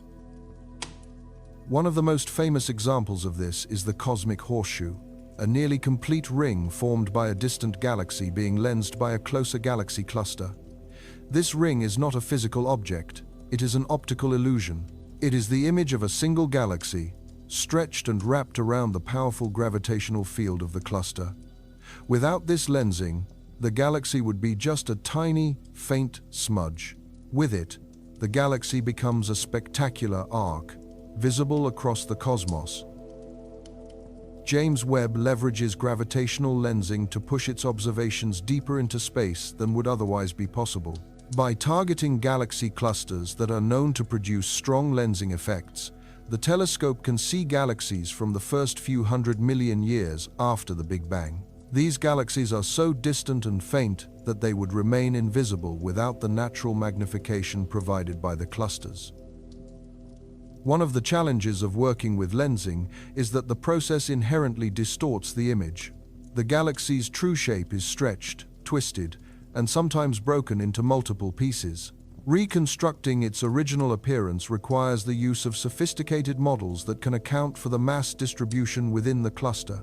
Astronomers map the cluster's gravitational field by studying how it lenses numerous background galaxies. Once they understand the shape of that field, they can computationally reverse the lensing effect to reveal what the galaxies truly look like. Another benefit of gravitational lensing is that it allows scientists to probe the nature of dark matter. The strength of the lensing effect depends on the total mass along the line of sight, which includes dark matter. By measuring this effect, astronomers can create maps showing where dark matter is located within the cluster. These maps have revealed that dark matter forms dense concentrations at the very center of clusters, surrounded by more diffuse halos that extend far beyond the visible galaxies. On rare occasions, gravitational lensing can create a striking phenomenon known as an Einstein ring. This occurs when a background galaxy, the lensing object, and the observer are all in perfect alignment. In this special case, the light from the background galaxy is bent equally in all directions, forming a complete and luminous ring around the lensing object. While Einstein rings possess an elegant symmetry that is visually captivating, their scientific significance is equally profound.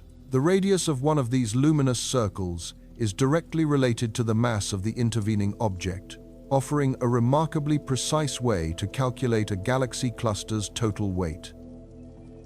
It turns out that the universe's most formidable gravitational lenses are formed when massive galaxy clusters are in the midst of a cosmic collision. As two of these colossal structures merge, their gravitational influence combines to create an exceptionally powerful field. These merger events can generate extreme lensing effects, capable of magnifying the light from background galaxies by a factor of 50 or even more. The James Webb Space Telescope has aimed its instruments at several of these merging clusters, unveiling galaxies that would otherwise be completely impossible to observe. Gravitational lensing stands as one of the very few methods available to astronomers for studying the universe's most ancient galaxies in granular detail. Without this phenomenon, the faint objects from the era of cosmic dawn would forever remain hidden from us. their light too dim, and their distance too great for even our most advanced telescopes to register. The cosmos has, in effect, provided us with natural magnifying glasses scattered across the heavens. And James Webb is leveraging these cosmic lenses to gaze further back into the past than humanity has ever been able to before. One particular galaxy, given the name Virgil, initially presented a conventional appearance in visible and ultraviolet light. It seemed to be a young, relatively placid system, forming new stars at an unremarkable pace. But when the James Webb Telescope turned its infrared gaze upon it, the view was utterly transformed. At the galaxy's heart was a colossal, deeply shrouded supermassive black hole that was releasing tremendous quantities of energy.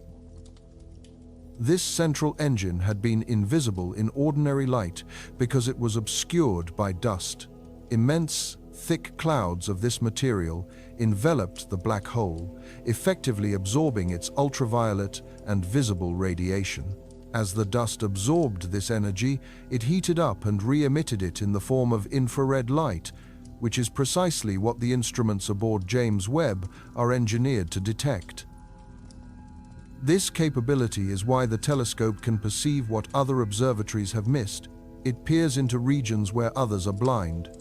Virgil is not an isolated case. The Webb telescope has now uncovered a number of galaxies that harbor similar hidden supermassive black holes. These objects appear serene and ordinary when viewed with visible light, yet infrared observations expose the intense activity churning within their cores.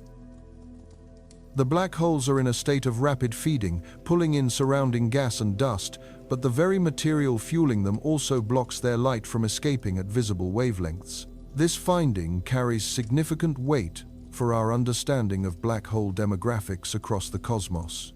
It suggests that previous astronomical surveys, which depended on visible and ultraviolet light, may have overlooked a substantial portion of all active black holes. If a great many of these cosmic engines are concealed behind curtains of dust, then the total population of actively feeding supermassive black holes in the universe is considerably higher than previously estimated. A key question is why these particular black holes are so dusty. One contributing factor is that they are still in a phase of active growth. Younger galaxies typically contain a greater abundance of gas and dust compared to their older counterparts. Consequently, the same material that nourishes the black hole also serves to obscure it from view. As the black hole accretes this matter, its surrounding disk heats up and radiates light. However, before this light can travel out into space, it encounters dust particles in wider orbits. This dust absorbs the light and then begins to glow in the infrared spectrum. Another important element is simple geometry. If the dusty disk encircling the black hole happens to be oriented edge-on from our perspective, the dust effectively blocks our line of sight to the central region. In this scenario, we can observe the galaxy's stars and gas, but the black hole itself remains hidden. Only by observing in infrared wavelengths, which can penetrate dust more effectively than visible light, are we able to confirm the black hole's presence. The black hole at Virgil's core has been characterized as overmassive. This means its weight is significantly higher than what astronomers would expect for a galaxy of Virgil's size. In the majority of galaxies, the central black hole accounts for about 0.1% of the galaxy's total stellar mass. For Virgil, however, this ratio is substantially greater. The black hole is disproportionately large, which implies that it grew at a faster rate than the galaxy surrounding it. This observation raises a fundamental question about cosmic evolution. Which comes first, the galaxy or its central black hole? Traditional models have long assumed that galaxies form initially, with black holes subsequently growing within them. The case of Virgil suggests that the reverse might occasionally be true. Perhaps in some instances, the black hole forms very early and grows rapidly, and the galaxy then gradually builds up around this massive anchor over cosmic time. If this process does occur, we would expect to find more galaxies like Virgil, where the black hole's mass dominates. The discovery also underscores the critical importance of multi-wavelength observations. Examining cosmic objects in only a single type of light can provide a deeply incomplete picture. Virgil appeared one way in visible light, but revealed an entirely different nature in the infrared. To grasp the complete narrative of an object, astronomers require data from across the entire electromagnetic spectrum, from radio waves all the way to gamma rays. Webb's mid-infrared instrument, or MIRI, was indispensable for unveiling Virgil's concealed black hole. This instrument is sensitive to wavelengths between 5 and 28 micrometers, far beyond the range of human vision or visible light telescopes. At these specific wavelengths, dust clouds that are opaque in visible light become largely transparent, allowing the heat signature from buried black holes to become visible. How many more of these hidden black holes might be scattered throughout the universe? At present, no one is certain. The James Webb Space Telescope has surveyed only a minuscule fraction of the sky so far. As it continues its mission, it is highly probable that more galaxies similar to Virgil will be identified. Each new discovery contributes another piece to the puzzle of how galaxies and their central black holes evolve in tandem. The universe is filled with secrets, and a great many of them are hidden behind veils of cosmic dust. With its powerful instruments, James Webb is methodically pulling back these veils, one by one, to reveal the underlying structures and processes that have shaped the evolution of the cosmos. What we once thought we knew about galaxies is now being revised. The old portrait, based on visible light alone, was incomplete. The new picture, enriched and deepened by infrared observations, is proving to be stranger and far more complex than we had ever imagined. In its explorations, James Webb has also uncovered a significant problem. Galaxies in the early universe are too bright. They are not just slightly more luminous than predicted. Some are as much as 10 times brighter. This is not a minor discrepancy that can be easily explained away. It points to something fundamentally incorrect in the models that describe how galaxies form and evolve during the first billion years after the Big Bang. These cosmological models are incredibly sophisticated. They integrate our understanding of dark matter, gas dynamics, star formation, and the feedback effects from supernovae and black holes. Cosmologists run these complex models on supercomputers, simulating billions of years of cosmic history. The resulting simulations make predictions about how many galaxies should exist at different epochs and what their brightness should be. Before the launch of James Webb, these predictions seemed to align reasonably well with observations. The Hubble Space Telescope had found galaxies in the early universe, and their numbers and brightness levels were largely consistent with what the models expected. But then James Webb looked deeper into the cosmic past, and the entire picture changed. The telescope began revealing galaxies everywhere it looked, in far greater numbers and with far greater luminosity than any of the simulations had foretold. What could be making these early galaxies so intensely bright? One leading possibility involves the efficiency of star formation. It may be that the very first galaxies were able to convert their reservoirs of gas into stars far more efficiently than modern galaxies do today.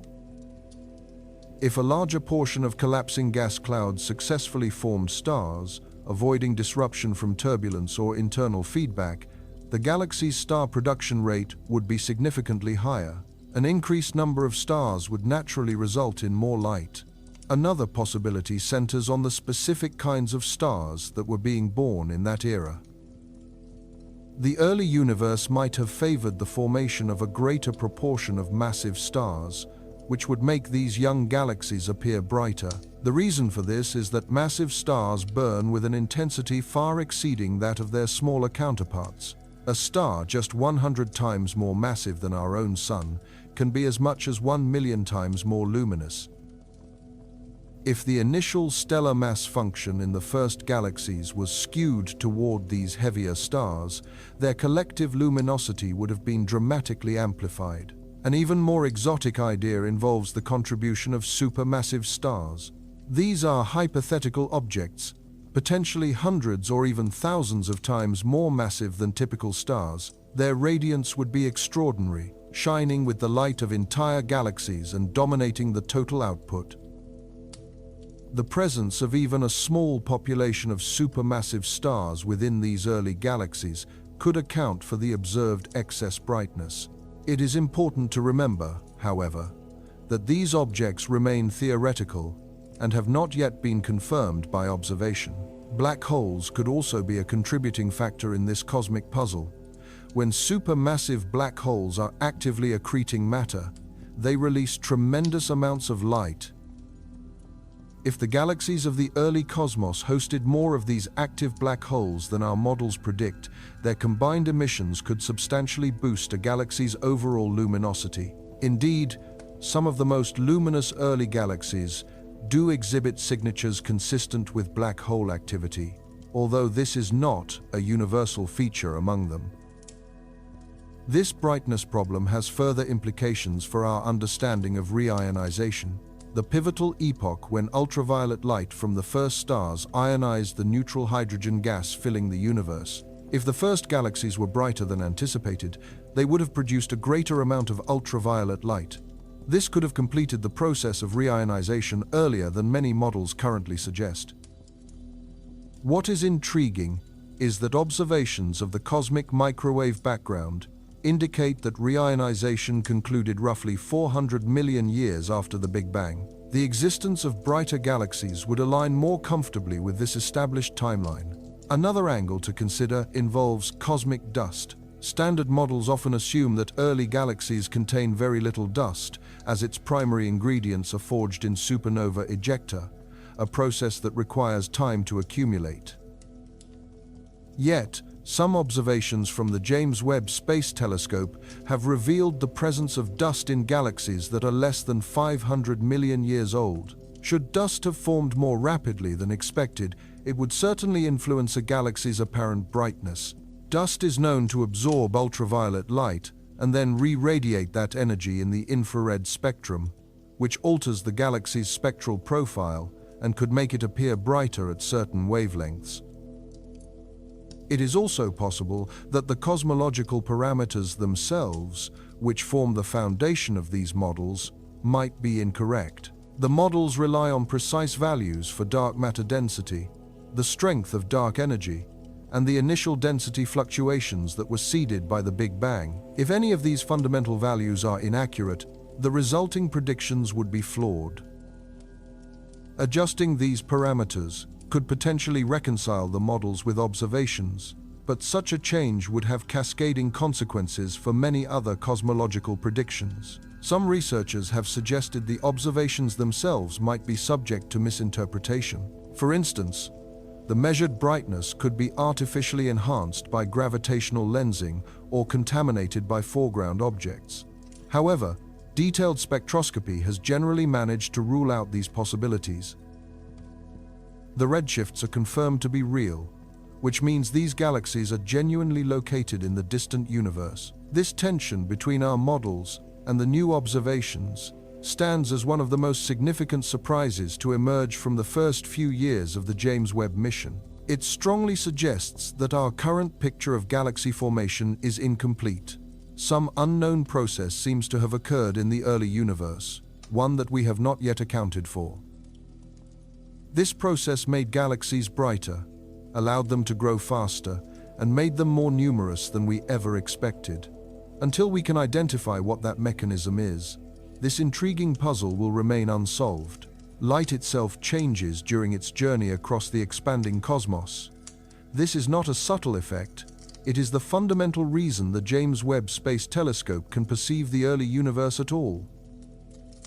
Without the expansion of space, stretching light into infrared wavelengths, the most remote galaxies would be forever hidden from our view. When a galaxy emits light, that light possesses a specific wavelength dictated by the atoms that produce it. Hydrogen, for example, emits a prominent line at 121 nanometers, deep in the ultraviolet part of the spectrum. Oxygen emits distinct lines within the visible range. These wavelengths are set by the laws of physics and are constant at their source. As that light travels through the vacuum, however, the very fabric of space is expanding. This cosmic expansion pulls on the light waves, stretching them out to longer and longer wavelengths. Ultraviolet light is shifted into visible light.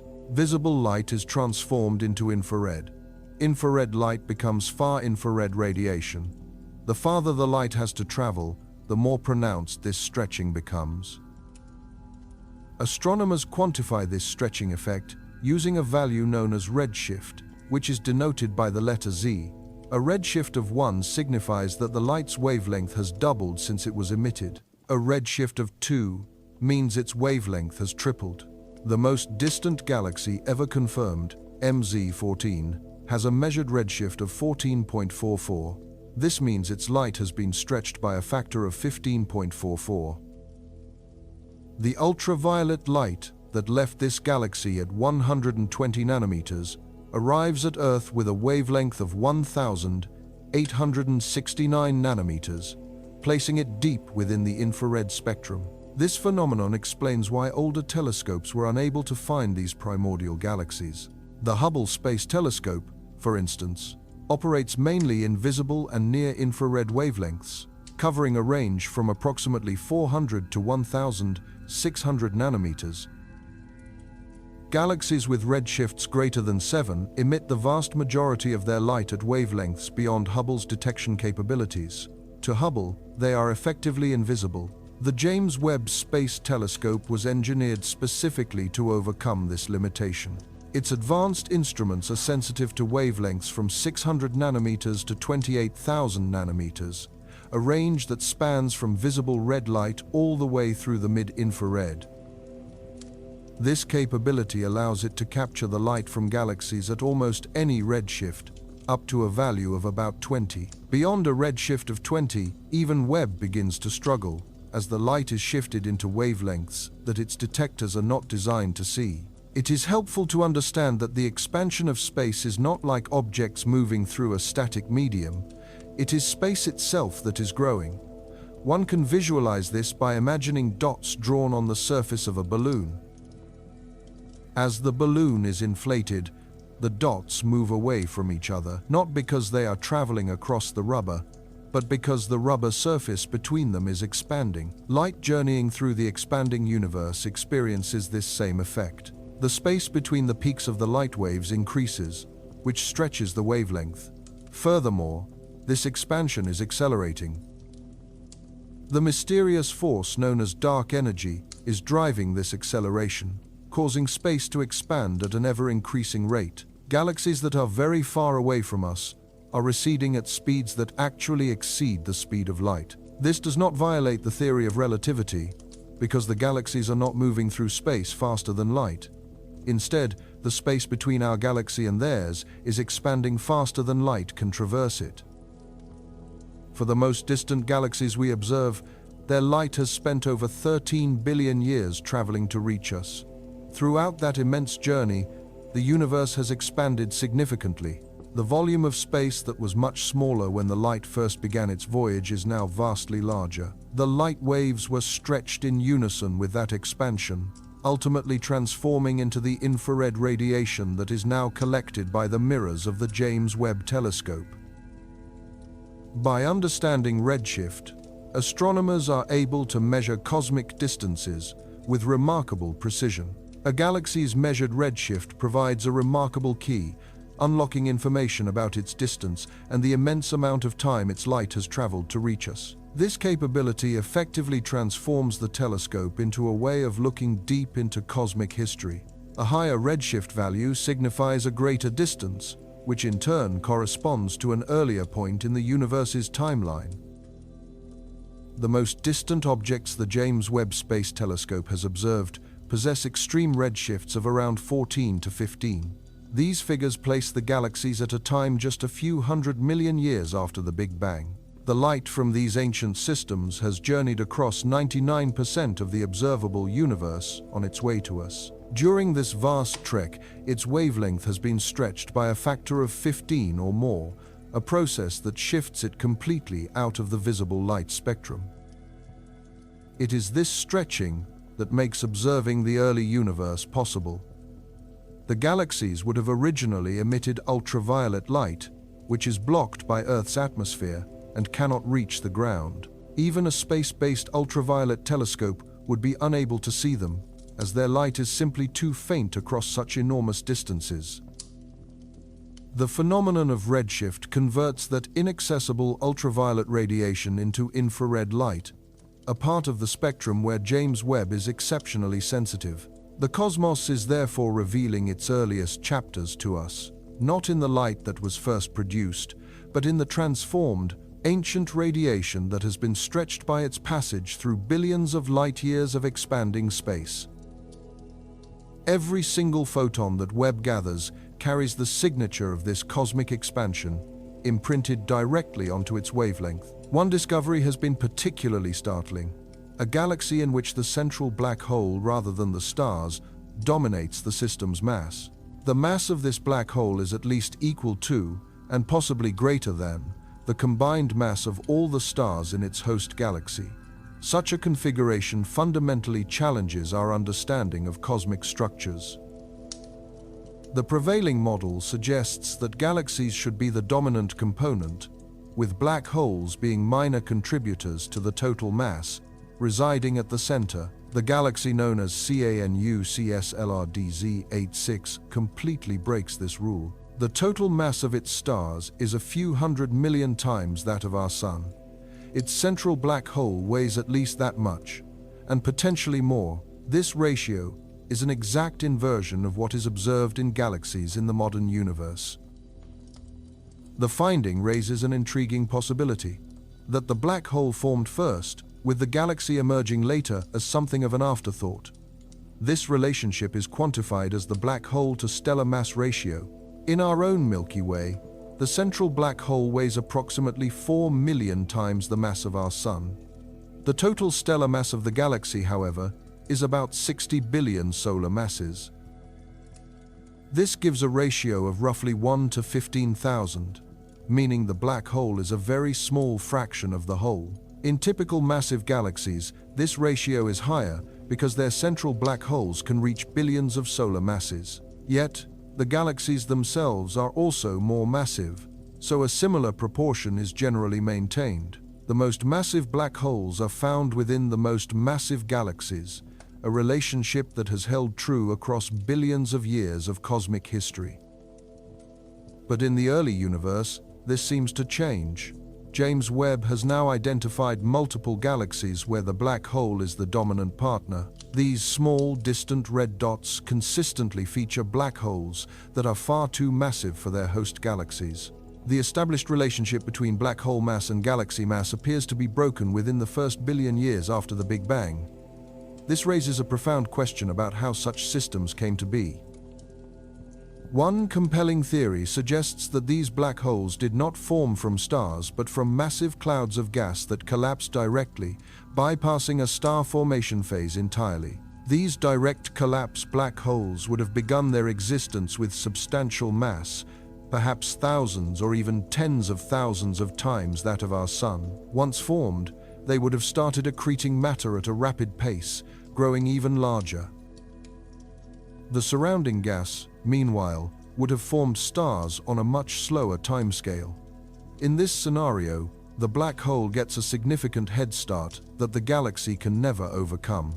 Another possibility involves the very first generation of stars, which may have been hundreds or thousands of times heavier than typical stars today.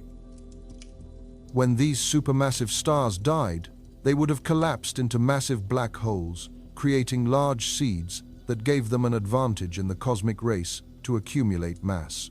A third explanation is that the process of star formation was actively suppressed in the black hole's vicinity.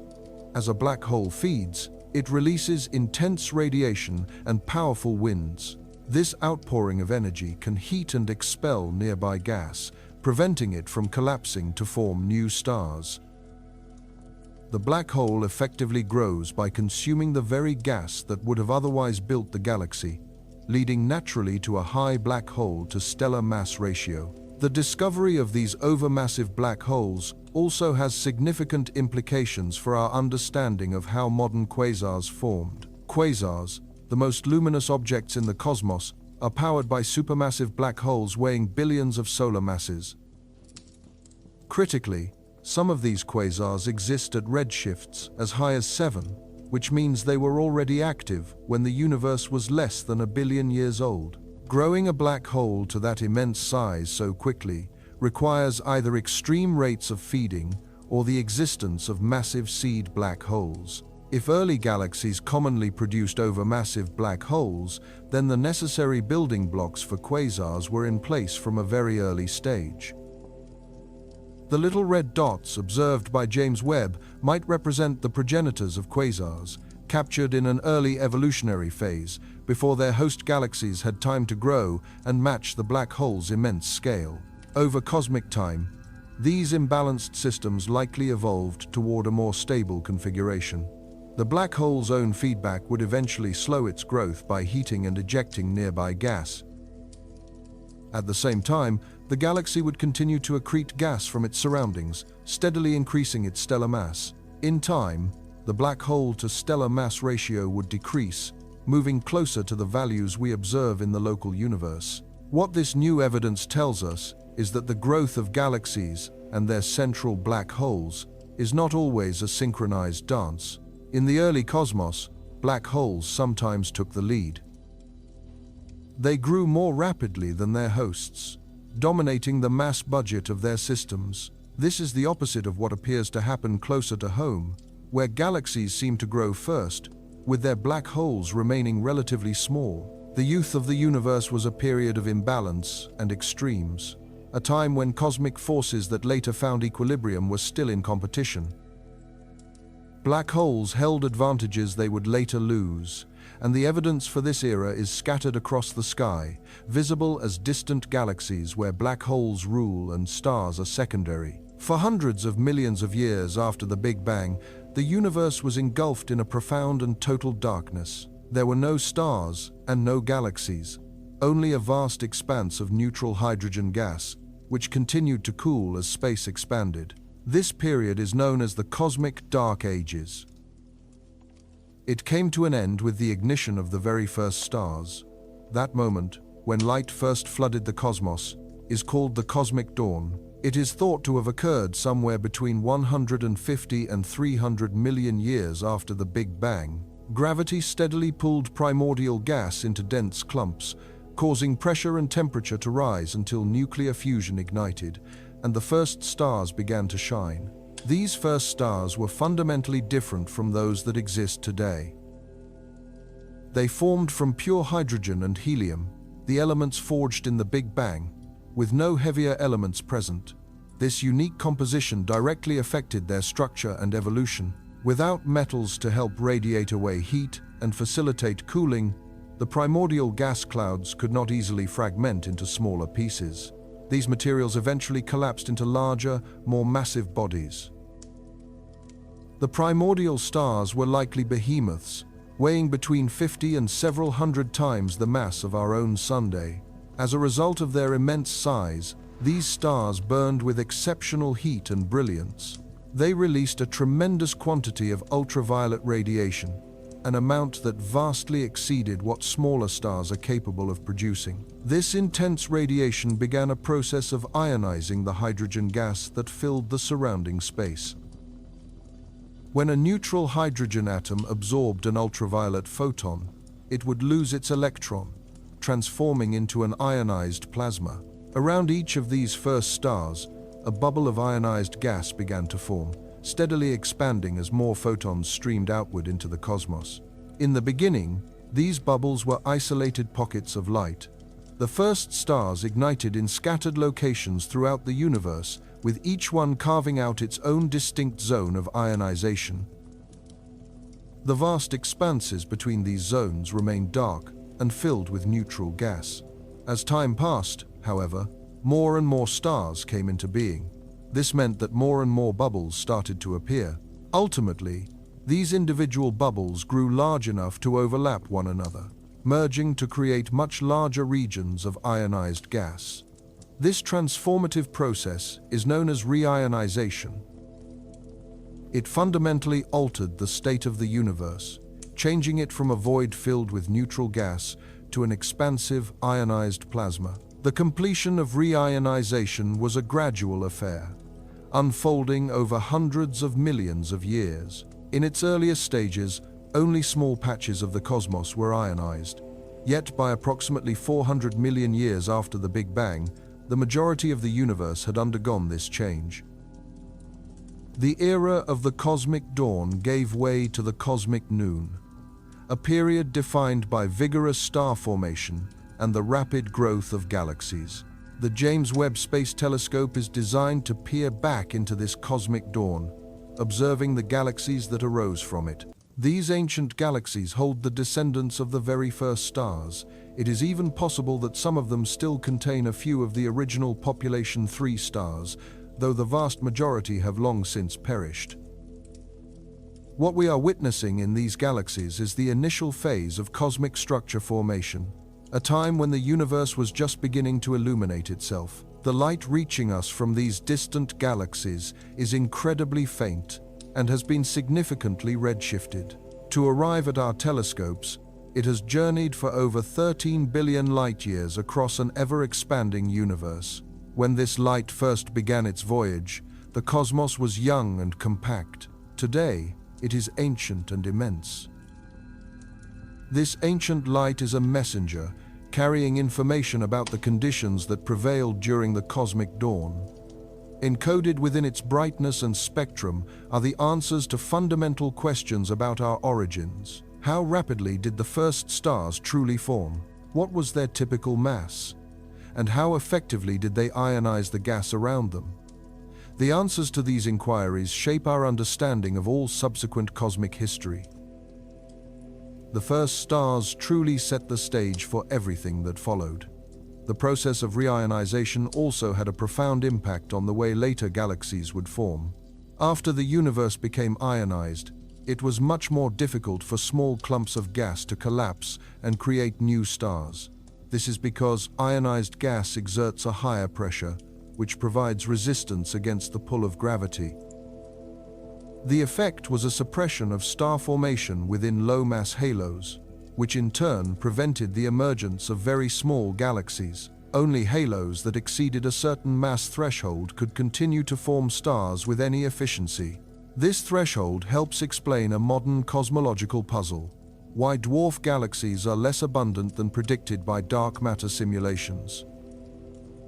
While dark matter halos of all sizes should exist, only the more substantial ones were able to gather gas and form visible galaxies within an ionized universe. The smallest of these halos remain dark even today, filled with gas that never became cool enough for stars to ignite. The cosmic dawn represents a critical turning point. Before this era, the universe was a place of relative simplicity, composed of hydrogen, helium, dark matter, and radiation. After this period, it became a place of complexity, filled with stars, galaxies, heavy elements, and the intricate structures we observe today. This entire transformation occurred within a span of just a few 100 million years, a fleeting moment on the cosmic timescale. The James Webb Telescope is now observing the direct aftermath of that monumental transition. Every galaxy it sees from the first billion years of cosmic history carries the echoes of the cosmic dawn. The light from those first, long-dead stars shaped the very galaxies we now study. Their legacy is inscribed in the distribution of elements, the architecture of galaxies, and the ionized state of the gas that lies between them. In what amounts to a blink of a cosmic eye, the universe transitioned from darkness into light, and only now, after a 1-3 billion year delay caused by the finite speed of light, are we finally able to see the faint glow of that grand awakening. Galaxy clusters stand as the largest structures in the universe that are held together by gravity. They are immense congregations of hundreds or even thousands of individual galaxies, all bound by their mutual gravitational attraction. Their combined mass is staggering, equivalent to as much as a quadrillion suns. A mass of this magnitude warps space-time so profoundly that it can bend the light from objects located far behind it, creating a kind of natural telescope. This powerful phenomenon is called strong gravitational lensing. As light from a very distant galaxy travels toward us, it passes through the curved space-time surrounding a foreground cluster. This curvature acts to deflect the light, altering its trajectory. From our vantage point on Earth, the background galaxy's image appears magnified, distorted, and sometimes even multiplied into several copies. We might observe this distant galaxy as stretched-out arcs, complete rings, or multiple distinct images of the very same object. Astronomers leverage these natural cosmic telescopes to study galaxies that would otherwise be far too faint and distant to see. The gravity of the cluster behaves like a lens, amplifying the galaxy's brightness and focusing its light. Some background galaxies can be magnified by factors of 10, 20, or in some cases, even 50.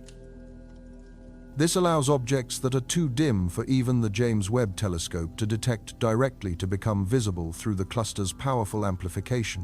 One of the most well-known lensing clusters is Abell 2744, which is also referred to as Pandora's cluster. Located about 3.5 billion light-years away, it is a collection of hundreds of galaxies. The distribution of mass within this cluster is particularly complex, a result of its formation from the merger of several smaller clusters. This complexity leads to powerful lensing effects across a very wide field of view, making it a perfect target for deep cosmic surveys. The James Webb Telescope has dedicated significant observation time to Abell 2744.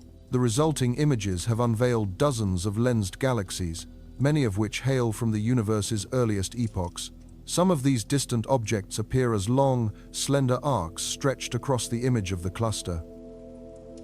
Others manifest as multiple images of a single galaxy, scattered in different positions around the cluster's core. By carefully analyzing these lensed images, astronomers can map the mass distribution of the cluster itself, while also determining the properties of the magnified galaxies behind it. Another remarkable cosmic lens is SMACS 0723, which was famously the subject of Webb's first deep-field image. This cluster produced a multitude of lensed arcs that are clearly visible in the photograph. Some of these arcs have been identified as galaxies with redshifts greater than 10, placing them within the first 500 million years after the Big Bang. Without the magnification provided by the cluster, these primordial galaxies would have remained entirely invisible. The lensing effect is highly dependent on a very precise alignment. For strong lensing to take place, the background galaxy, the foreground cluster, and the observer must all lie nearly on a straight line. If this alignment is perfect, the remarkable result can be an Einstein ring, where the background galaxy's light is distorted into a complete circle around the lensing cluster. Most alignments are not quite perfect, which is why we more commonly see partial arcs instead of full rings. Clusters are also responsible for a more subtle effect known as weak lensing. This phenomenon affects galaxies that are not as perfectly aligned with the cluster. Their images are only slightly distorted, stretched in particular directions by the cluster's pervasive gravitational field. On their own, the distortions are almost imperceptible. Yet, by carefully measuring the shapes of countless background galaxies, a map of a cluster's mass begins to emerge, one that reveals the distribution of all matter, including the invisible dark matter that constitutes the majority of the cluster's total mass. The phenomenon of gravitational lensing is what makes the presence of dark matter detectable, despite the fact that it gives off no light of its own. The intensity of this lensing is directly related to the total mass involved, both the luminous and the unseen. Scientists can then compare the observed lensing effect with the calculated mass of the visible galaxies. This comparison allows them to determine the quantity of dark matter, which typically outweighs ordinary matter by a factor of 5 or 6. In exceptionally rare circumstances, an event known as superlensing can occur.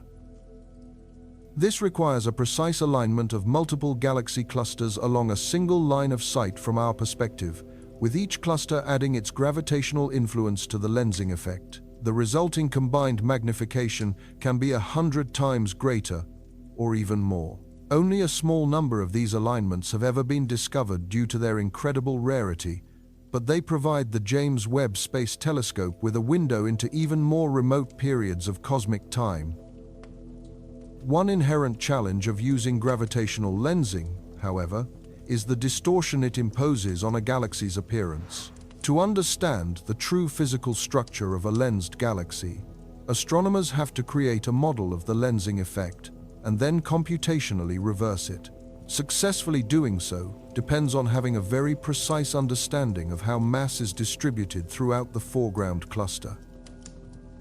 Research teams develop highly complex models that incorporate the specific locations and masses of every individual galaxy in the cluster, along with the extensive dark matter halos that envelop them. It is as if nature has scattered these immense cosmic lenses across the cosmos, but their placement is far from random.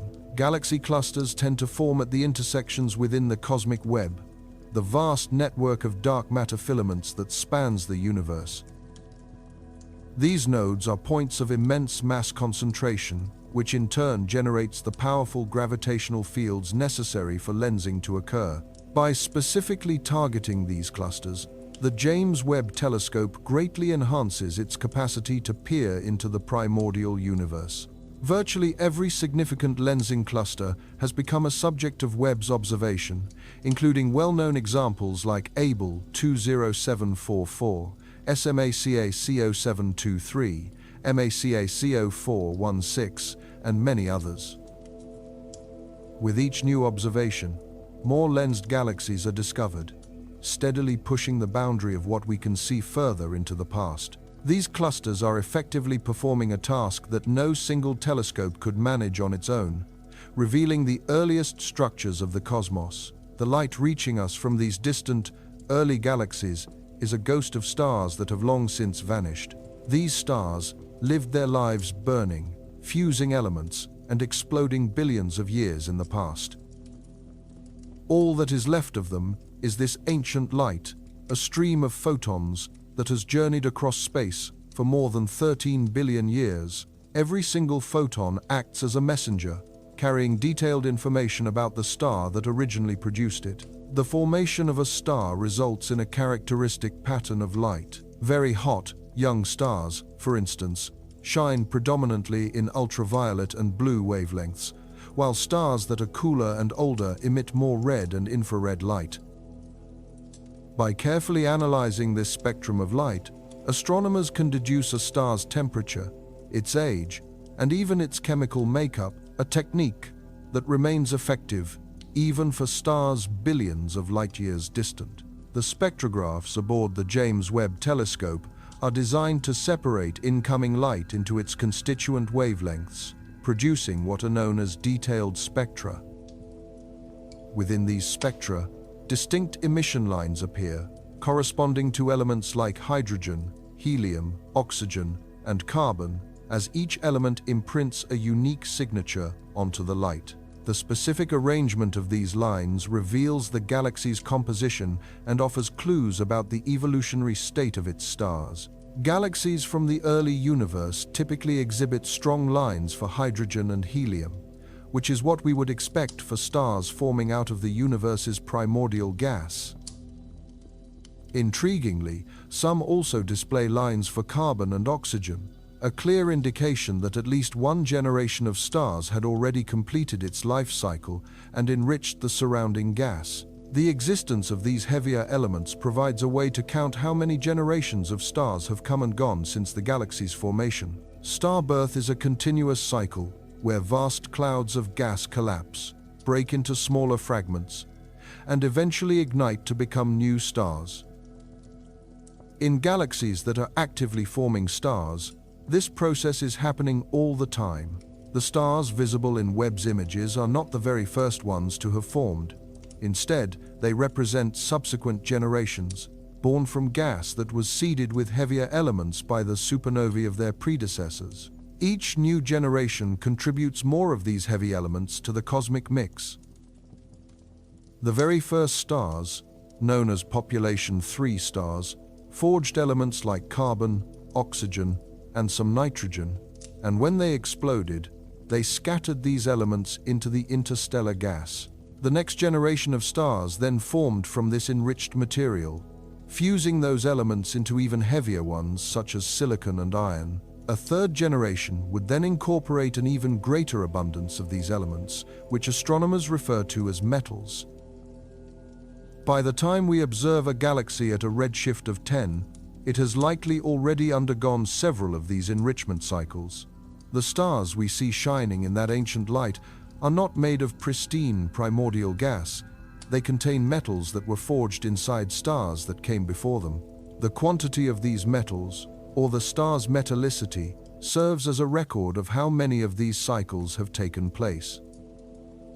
A high metallicity points to a long history with many stellar generations, while a low metallicity suggests the galaxy is relatively young. The light from these particular stars began its journey when the universe was not yet 500 million years old, and for 13.3 billion years it journeyed through an expanding cosmos. Throughout this immense voyage, the expansion of space itself stretched the light's wavelength, shifting it from its original ultraviolet state into the infrared. The very stars that produced this light have been gone for eons. Some met a violent end as supernovae, while others gently faded away to become white dwarfs, and a small number might have collapsed to form black holes. What we are truly seeing is a single moment from the distant past. The galaxy, frozen in time, captured during an early phase of its development. We have no way of observing what became of it in the ages that followed. If that galaxy has survived to the present day, it is almost certainly far larger and more mature, perhaps having merged with other galaxies and transformed into an entirely new form. But we are unable to see that present-day version, as the light that would show it to us has not yet had time to complete its journey to Earth. This inherent time delay in astronomy leads to a remarkable opportunity. It means we can witness galaxies at various points in their life cycles simply by observing them at different distances. The galaxies closest to us reveal what mature, fully evolved systems look like in the present era, while the most distant galaxies offer a glimpse of what young systems were like billions of years in the past. By piecing together observations from across this vast cosmic timeline, astronomers can construct a comprehensive history of how galaxies evolve. The stars taking shape in those primordial galaxies are the direct ancestors of the stars that populate the universe today. The very gas that fueled their formation was eventually incorporated into later generations of galaxies through a long process of mergers and accretion. It is conceivable that some of that ancient gas found its way into our own Milky Way, with a portion of it even contributing to the formation of our Sun and its planets. The intriguing detail is that the very atoms making up your body were originally forged in the hearts of stars that lived and died long before the Earth existed. The James Webb Space Telescope is designed to capture the light from those very same ancient stars, seeing photons that began their journey just after the cosmic dawn. Each one of these photons is a time capsule, a messenger from the distant past, bearing news of a universe in its infancy. The stars themselves are long gone, and the galaxies they inhabited have been transformed by time. What endures is their light, traveling silently and eternally through the vast emptiness of space, until its long journey finally ends at the mirror of a telescope. An interesting puzzle surrounds the growth of black holes, as it seems they cannot consume matter beyond a certain speed without effectively choking themselves off. This threshold is known as the Eddington limit, and it is governed by the physics of radiation pressure. As material spirals down toward a black hole, it becomes intensely hot and radiates a tremendous amount of light, and this very light exerts an outward force that works to counteract the inward pull of gravity. When the light radiating from a black hole's accretion disk becomes sufficiently intense, it can push away the very material that feeds it, placing a natural cap on its growth rate. The calculation is quite clear. A black hole with a mass 1 million times that of our Sun, growing at this Eddington limit, would only increase its mass by about 1% over the course of 1,000,000 years. For a black hole to expand from an initial seed of 100 solar masses to 1 billion solar masses, it would require more than 700 million years of uninterrupted feeding at this maximum possible pace.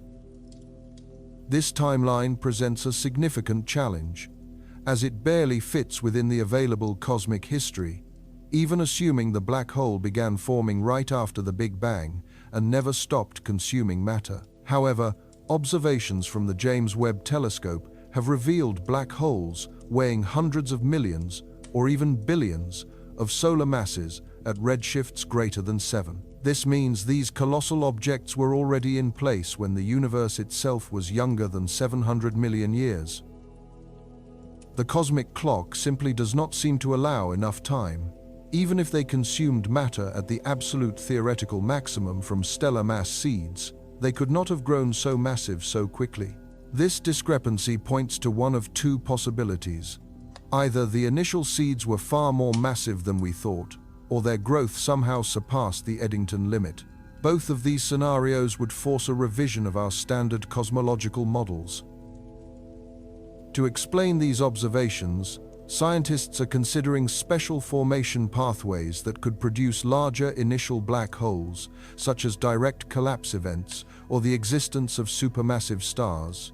One intriguing model suggests that some black holes did not originate from the remnants of dying stars, but instead formed directly from the collapse of immense gas clouds. If a vast cloud of gas, with a mass tens of thousands of times greater than our Sun, were to collapse directly into a black hole without first fragmenting into stars, it would result in a very heavy seed. Such a process would give the black hole a substantial head start, as the journey from 10,000 solar masses to 1 billion is considerably shorter than starting from a mere 100. For direct collapse to occur, a very specific set of conditions is necessary. The gas involved must be pristine and free of metals, as heavier elements act as cooling agents that would encourage the cloud to break apart into individual stars instead of collapsing as a whole. Furthermore, this gas needed to be bathed in a powerful field of radiation that would inhibit the formation of hydrogen molecules. In the absence of these molecules, the gas would be unable to cool effectively, leaving it with no alternative but to collapse into one single, massive object. It is plausible that these exact conditions were prevalent in the early cosmos. The universe's first stars generated intense ultraviolet light that could have heated nearby gas clouds, preventing molecular formation. As these heated clouds then collapsed under their own gravity, they could have formed these direct collapse black holes. If this mechanism was common, it would have populated the early universe with numerous heavy seeds, all poised to become the supermassive giants we see. Another possibility involves the formation of what are known as supermassive stars, objects weighing hundreds or even thousands of times the mass of our Sun.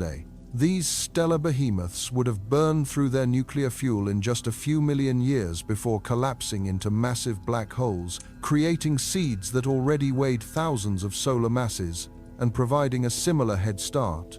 The primary challenge for both of these ideas is a lack of direct observational evidence. Both direct collapse black holes and supermassive stars remain purely theoretical constructs. The James Webb Telescope has yet to find a conclusive example of either phenomenon, and until we can witness one forming or detect their unique signatures in primordial galaxies, they must be considered speculative solutions. The concept of super-Eddington accretion, however, seems more grounded in reality, as we have seen it happen in at least one instance. The object known as Li 568 is observed to be feeding at a rate more than 40 times its Eddington limit. If these kinds of feeding frenzies were frequent in the early universe, black holes could have grown far more rapidly than conventional models permit. A few million years of this supercharged feeding could add the same amount of mass as tens of millions of years at the standard rate. The caveat, however, is that these super-Eddington episodes are probably brief.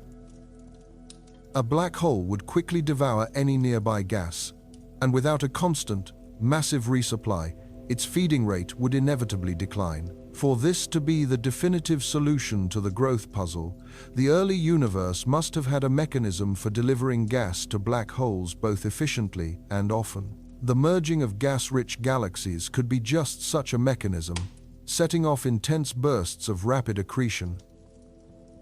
Yet another perspective considers that black holes might have begun their growth during the cosmic dark ages, before the first stars even ignited. If primordial black holes came into existence shortly after the Big Bang, they would have had a much longer period to accumulate mass. A black hole formed 1 million years after the Big Bang would have an extra 150 million years to grow compared to one formed from the first generation of stars. The idea of primordial black holes is not without controversy. Their formation would have required very specific conditions during the Big Bang itself, and the majority of cosmological models do not predict their existence in significant numbers. Still, if they do exist, they offer an elegant solution to the growth problem, simply by extending the available time. The discovery of these overly massive black holes is compelling theorists to re-examine their core assumptions. Something fundamental about the early universe must have facilitated this accelerated growth. The answer must lie in heavier seeds, faster feeding rates, or longer timelines than previously considered. Each of these possibilities necessitates a deep rethinking of the fundamental processes governing how black holes form and evolve. The James Webb Telescope's first deep-field image is more than a simple photograph. It is a visual timeline of cosmic history. This single frame captures galaxies from numerous epochs, with each one's appearance corresponding to a different distance and time. The closer galaxies are seen as they were a few billion years in the past, while the most distant ones are revealed as they existed over 13 billion years ago. In this way, the universe's entire history is condensed into a single, breathtaking view. Creating this image required 12.5 hours of dedicated observation. During this time, the James Webb Telescope fixed its gaze on the galaxy cluster SMACS 0723, patiently gathering photons one by one. The principle is that a longer exposure allows more faint light to accumulate on the detector. Galaxies that would be completely invisible in a short exposure gradually emerged from the darkness after many hours of this light integration. The remarkable depth of this image is quantified using the astronomical scale of magnitude. This is a logarithmic system, where every 5 magnitude increase corresponds to a 100-fold decrease in brightness. The most remote and dim objects captured in the SMACS 0723 field reach an apparent magnitude of 31 inches infrared wavelengths. This is an incredible 100 million times fainter than the dimmest stars a person could see with the naked eye from a perfectly dark location. When peering this deep into the cosmos, nearly every single point of light represents an entire galaxy. Individual stars are simply too faint to be resolved at such immense distances. What we perceive as minuscule dots or faint smudges are, in fact, whole galaxies, each containing billions of stars. The total count of galaxies within this single image is close to 10,000, and every one is a complete cosmic island, separated from our own by an almost unimaginable gulf of space and time. The image also reveals a stunning diversity of galactic structures. There are spiral galaxies with their clearly defined arms, smooth and featureless elliptical galaxies, irregular galaxies with chaotic forms, and even galaxies captured in the very act of merging and colliding.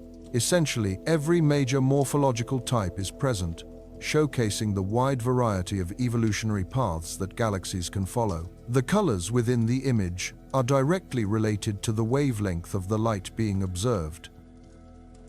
Blue is used to represent shorter infrared wavelengths, while red signifies longer ones. This color coding provides a crucial clue to each galaxy's distance. Galaxies that are relatively nearby appear bluer, as their light has not been significantly stretched by the expansion of the universe.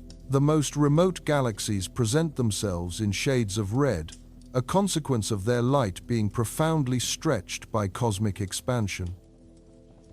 Indeed, the deepest red objects are the most distant, providing a window into an era when the universe was younger than 1 billion years.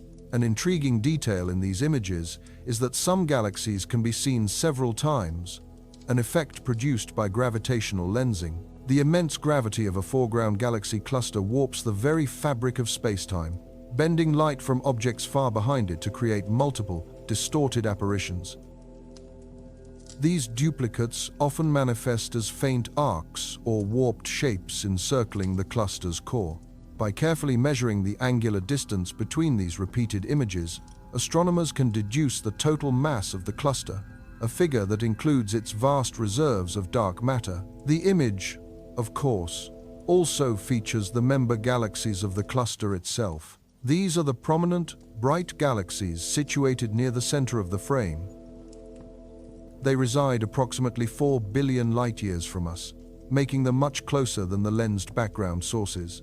This particular cluster is a mature, massive structure, having formed over cosmic ages through the mergers of smaller collections of galaxies. Spanning the vast distance between this nearby cluster and the farthest objects are galaxies at intermediate ranges. These systems existed at various points in time, from 4 billion to 12 billion years in the past.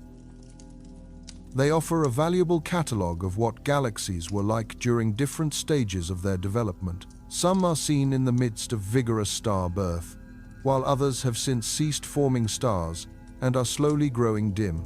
This sheer variety serves as a powerful illustration of how galactic populations have evolved through time. What elevates this image to historical importance is how it eclipsed all prior deep-field observations in both its sheer depth and its breadth of coverage. The most profound images from Hubble demanded weeks of dedicated observing time, yet they covered smaller patches of the sky.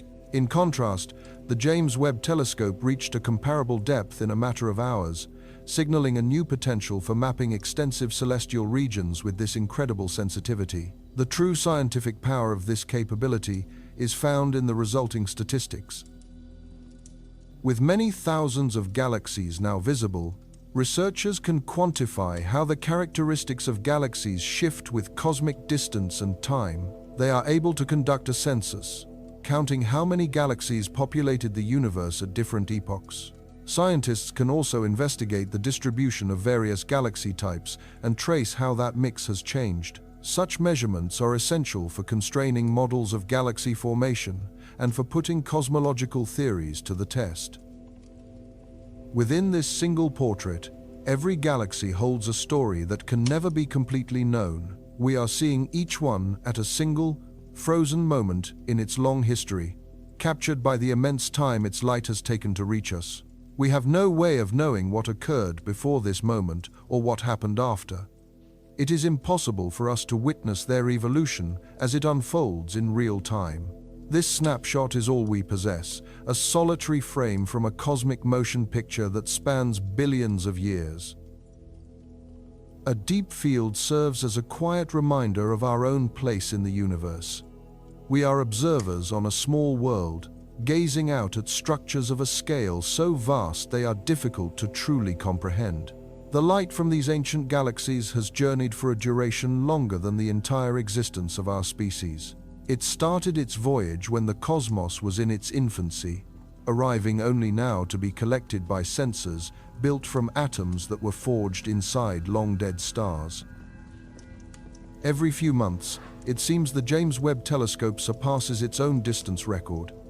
A galaxy is identified at a redshift of 13, soon followed by one at 14, and then another at 14.44. Each new discovery pushes our line of sight further into the past, bringing us ever closer to the Big Bang itself. This progression feels almost relentless, as if there may be no ultimate boundary to how far back into time we can peer.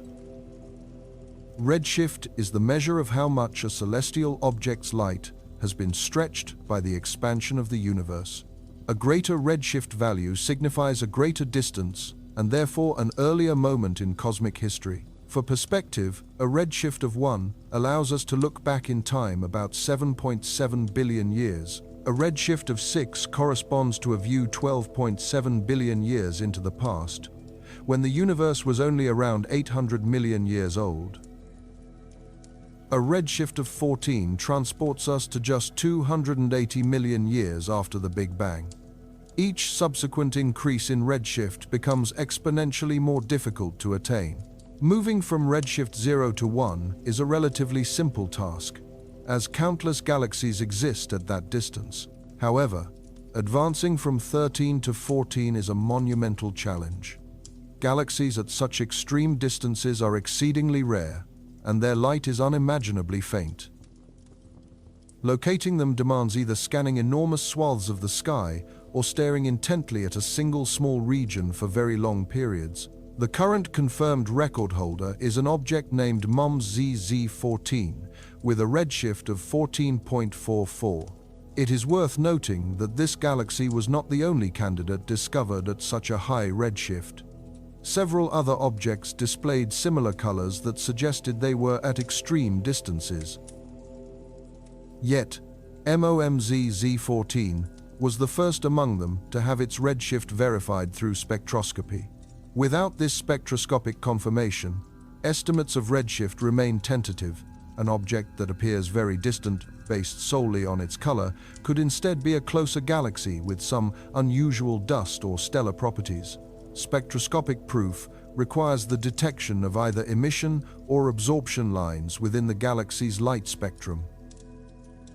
These spectral lines are fingerprints of specific chemical elements and have precisely known wavelengths. By measuring the observed position of these lines in the spectrum, astronomers can calculate exactly how much the light has been shifted, yielding a precise measurement of distance. The James Webb's near-infrared spectrograph was engineered specifically for this kind of work.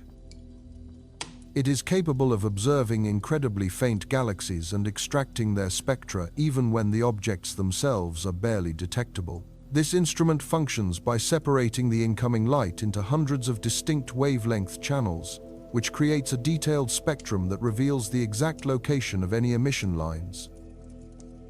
Before the launch of James Webb, the highest confirmed redshift was in the range of 11 to 13, a feat achieved by the Hubble Space Telescope and large ground-based observatories. Those galaxies were seen, as they existed, about 400 million years after the Big Bang. The James Webb Telescope has now extended that record by approximately 100 million years, reaching back to an era only 280 million years after the universe began. But is there an ultimate limit to how far we can see? In theory, the answer is yes. The very first galaxies must have formed sometime after the first stars ignited, an event thought to have occurred between 150 to 200 million years after the Big Bang. Prior to that, no stars existed, and therefore, there were no galaxies to see. The James Webb Telescope is now approaching this fundamental cosmic frontier. Reaching just another factor of 2 in distance would place us at the dawn of the very first galaxies. Discovering those earliest systems, however, presents an immense challenge. In that early epoch, the universe was smaller and much denser, which suggests that the first galaxies were likely more compact and fainter than those found so far. Detecting them will necessitate even longer exposure times and more expansive surveys. The Nancy Grace Roman Space Telescope, slated for launch in 2027, will aid in this quest by surveying much larger areas of the sky than James Webb is able to. Each record-shattering discovery inevitably sparks both excitement and new questions. How could galaxies assemble so rapidly in the early universe? Why do they appear to be brighter than our models predicted? What physical processes allowed for such efficient star formation so soon after the Big Bang? Every newly identified galaxy contributes crucial data that helps to test our theories and refine our simulations. The pursuit of ever higher redshifts is not simply about setting new records. It is fundamentally about understanding the infancy of our universe.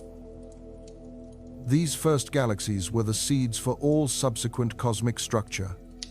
They were the forges that created the first heavy elements. They were responsible for ionizing the cosmos, and they set the stage for everything that would come later. To observe them directly is to answer some of the most profound questions about our cosmic origins. For years to come, the James Webb Space Telescope will likely continue to break its own remarkable records. With the continuous arrival of new survey data, astronomers are poised to pinpoint candidates from even greater cosmic distances. Each of these potential discoveries will then undergo spectroscopic analysis to either confirm its identity or disqualify it. The record for the most distant object observed will steadily advance, moving ever closer to its ultimate theoretical limit. A point will inevitably be reached where, looking further back in time, no more galaxies exist to be found. At that frontier, we will be witnessing the cosmic dawn itself. This is the profound moment when the very first stars ignited, bathing the universe in light for the first time in its history. That era is now tantalizingly close, lying just beyond the edge of our current observational capabilities. The James Webb Telescope has already unveiled a cosmos far more intricate and active than anyone had anticipated. What stands out is that galaxies appear to be forming more rapidly, black holes are growing to larger sizes, and cosmic structures are emerging earlier than predicted. Every new piece of information challenges our existing models, compelling us to broaden our comprehension of the universe's long history. What, then, is the deeper meaning of all this for us, for humanity's place within this unbelievably vast existence? First, it suggests we are more deeply connected to a younger universe than we realized. This isn't about our individual ages, but our collective identity as a species with cosmic roots. The very atoms that make up our bodies were forged inside stars that lived and perished billions of years in the past. Those stars were born within galaxies, much like the ancient ones James Webb now observes. The iron flowing through our blood was created in the explosive deaths of massive stars known as supernovas. The carbon forming the backbone of our DNA originated through the process of stellar nucleosynthesis. We are, in a very literal sense, composed of stardust, assembled from elements manufactured in the early cosmos. These findings also underscore how unique our particular moment in cosmic time truly is. We exist 13.8 billion years after the Big Bang, inhabiting a universe that has reached a state of maturity and complexity. The chaotic and violent conditions of the early cosmos are a distant memory. The rate of star formation has diminished, and the frequency of galactic mergers has declined. The universe of today is a calmer, more orderly, and more accommodating place for life. Had we existed near the cosmic dawn, the environment would have been profoundly more hostile. Second, these discoveries powerfully accentuate the sheer scale of everything. The universe is home to trillions of galaxies. Within each of those galaxies are billions, or even trillions, of stars. A great many of those stars are orbited by planets. The total number of worlds that could potentially support life is a figure that defies easy comprehension. If only a minuscule fraction of those worlds were to give rise to life, the universe could be filled with it. This implies we are not special in our physical location or in our basic existence. Our world is but one planet among a countless multitude, and yet we are also distinguished by our capacity to observe and make sense of the cosmos. No other species on Earth has constructed telescopes or formulated the laws of physics. No other known form of life has managed to reconstruct the history of the universe or calculate its age. It is possible that intelligence capable of scientific inquiry is widespread throughout the cosmos, but it is equally possible that it is exceedingly rare. We simply do not know. What we do know is that we possess this ability, and we are actively using it to investigate our own origins. Third, the recent findings highlight just how much remains beyond our understanding. Dark matter constitutes the vast majority of the universe's mass, yet we have no definitive idea of what it is. Dark energy is the mysterious force driving the expansion of the cosmos, and its fundamental nature is unknown. The discrepancy known as the Hubble tension indicates that our standard model of cosmology may be incomplete. Supermassive black holes appear to grow more quickly than our models can explain. Galaxies seem to form earlier and shine brighter than our simulations suggest is possible. Each answer we find only seems to generate a host of new questions. This is the fundamental rhythm of science. We develop models to account for our observations. Then, new observations emerge that conflict with those models. In response, we revise our models, striving to make them more precise.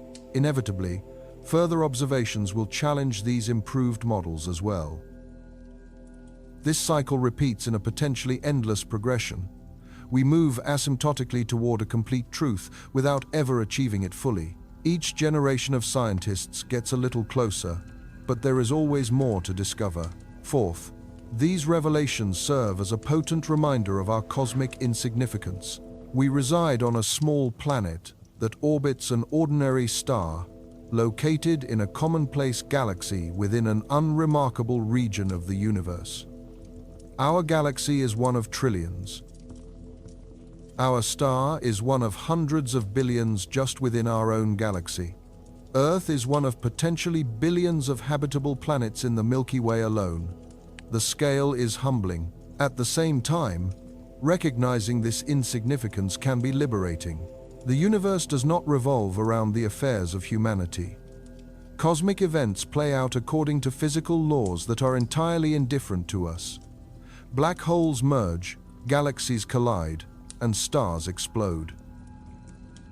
These immense processes were occurring long before humans came to be and will persist long after we are gone. We are simply observers, witnesses to a grand cosmic drama that far transcends our own brief existence.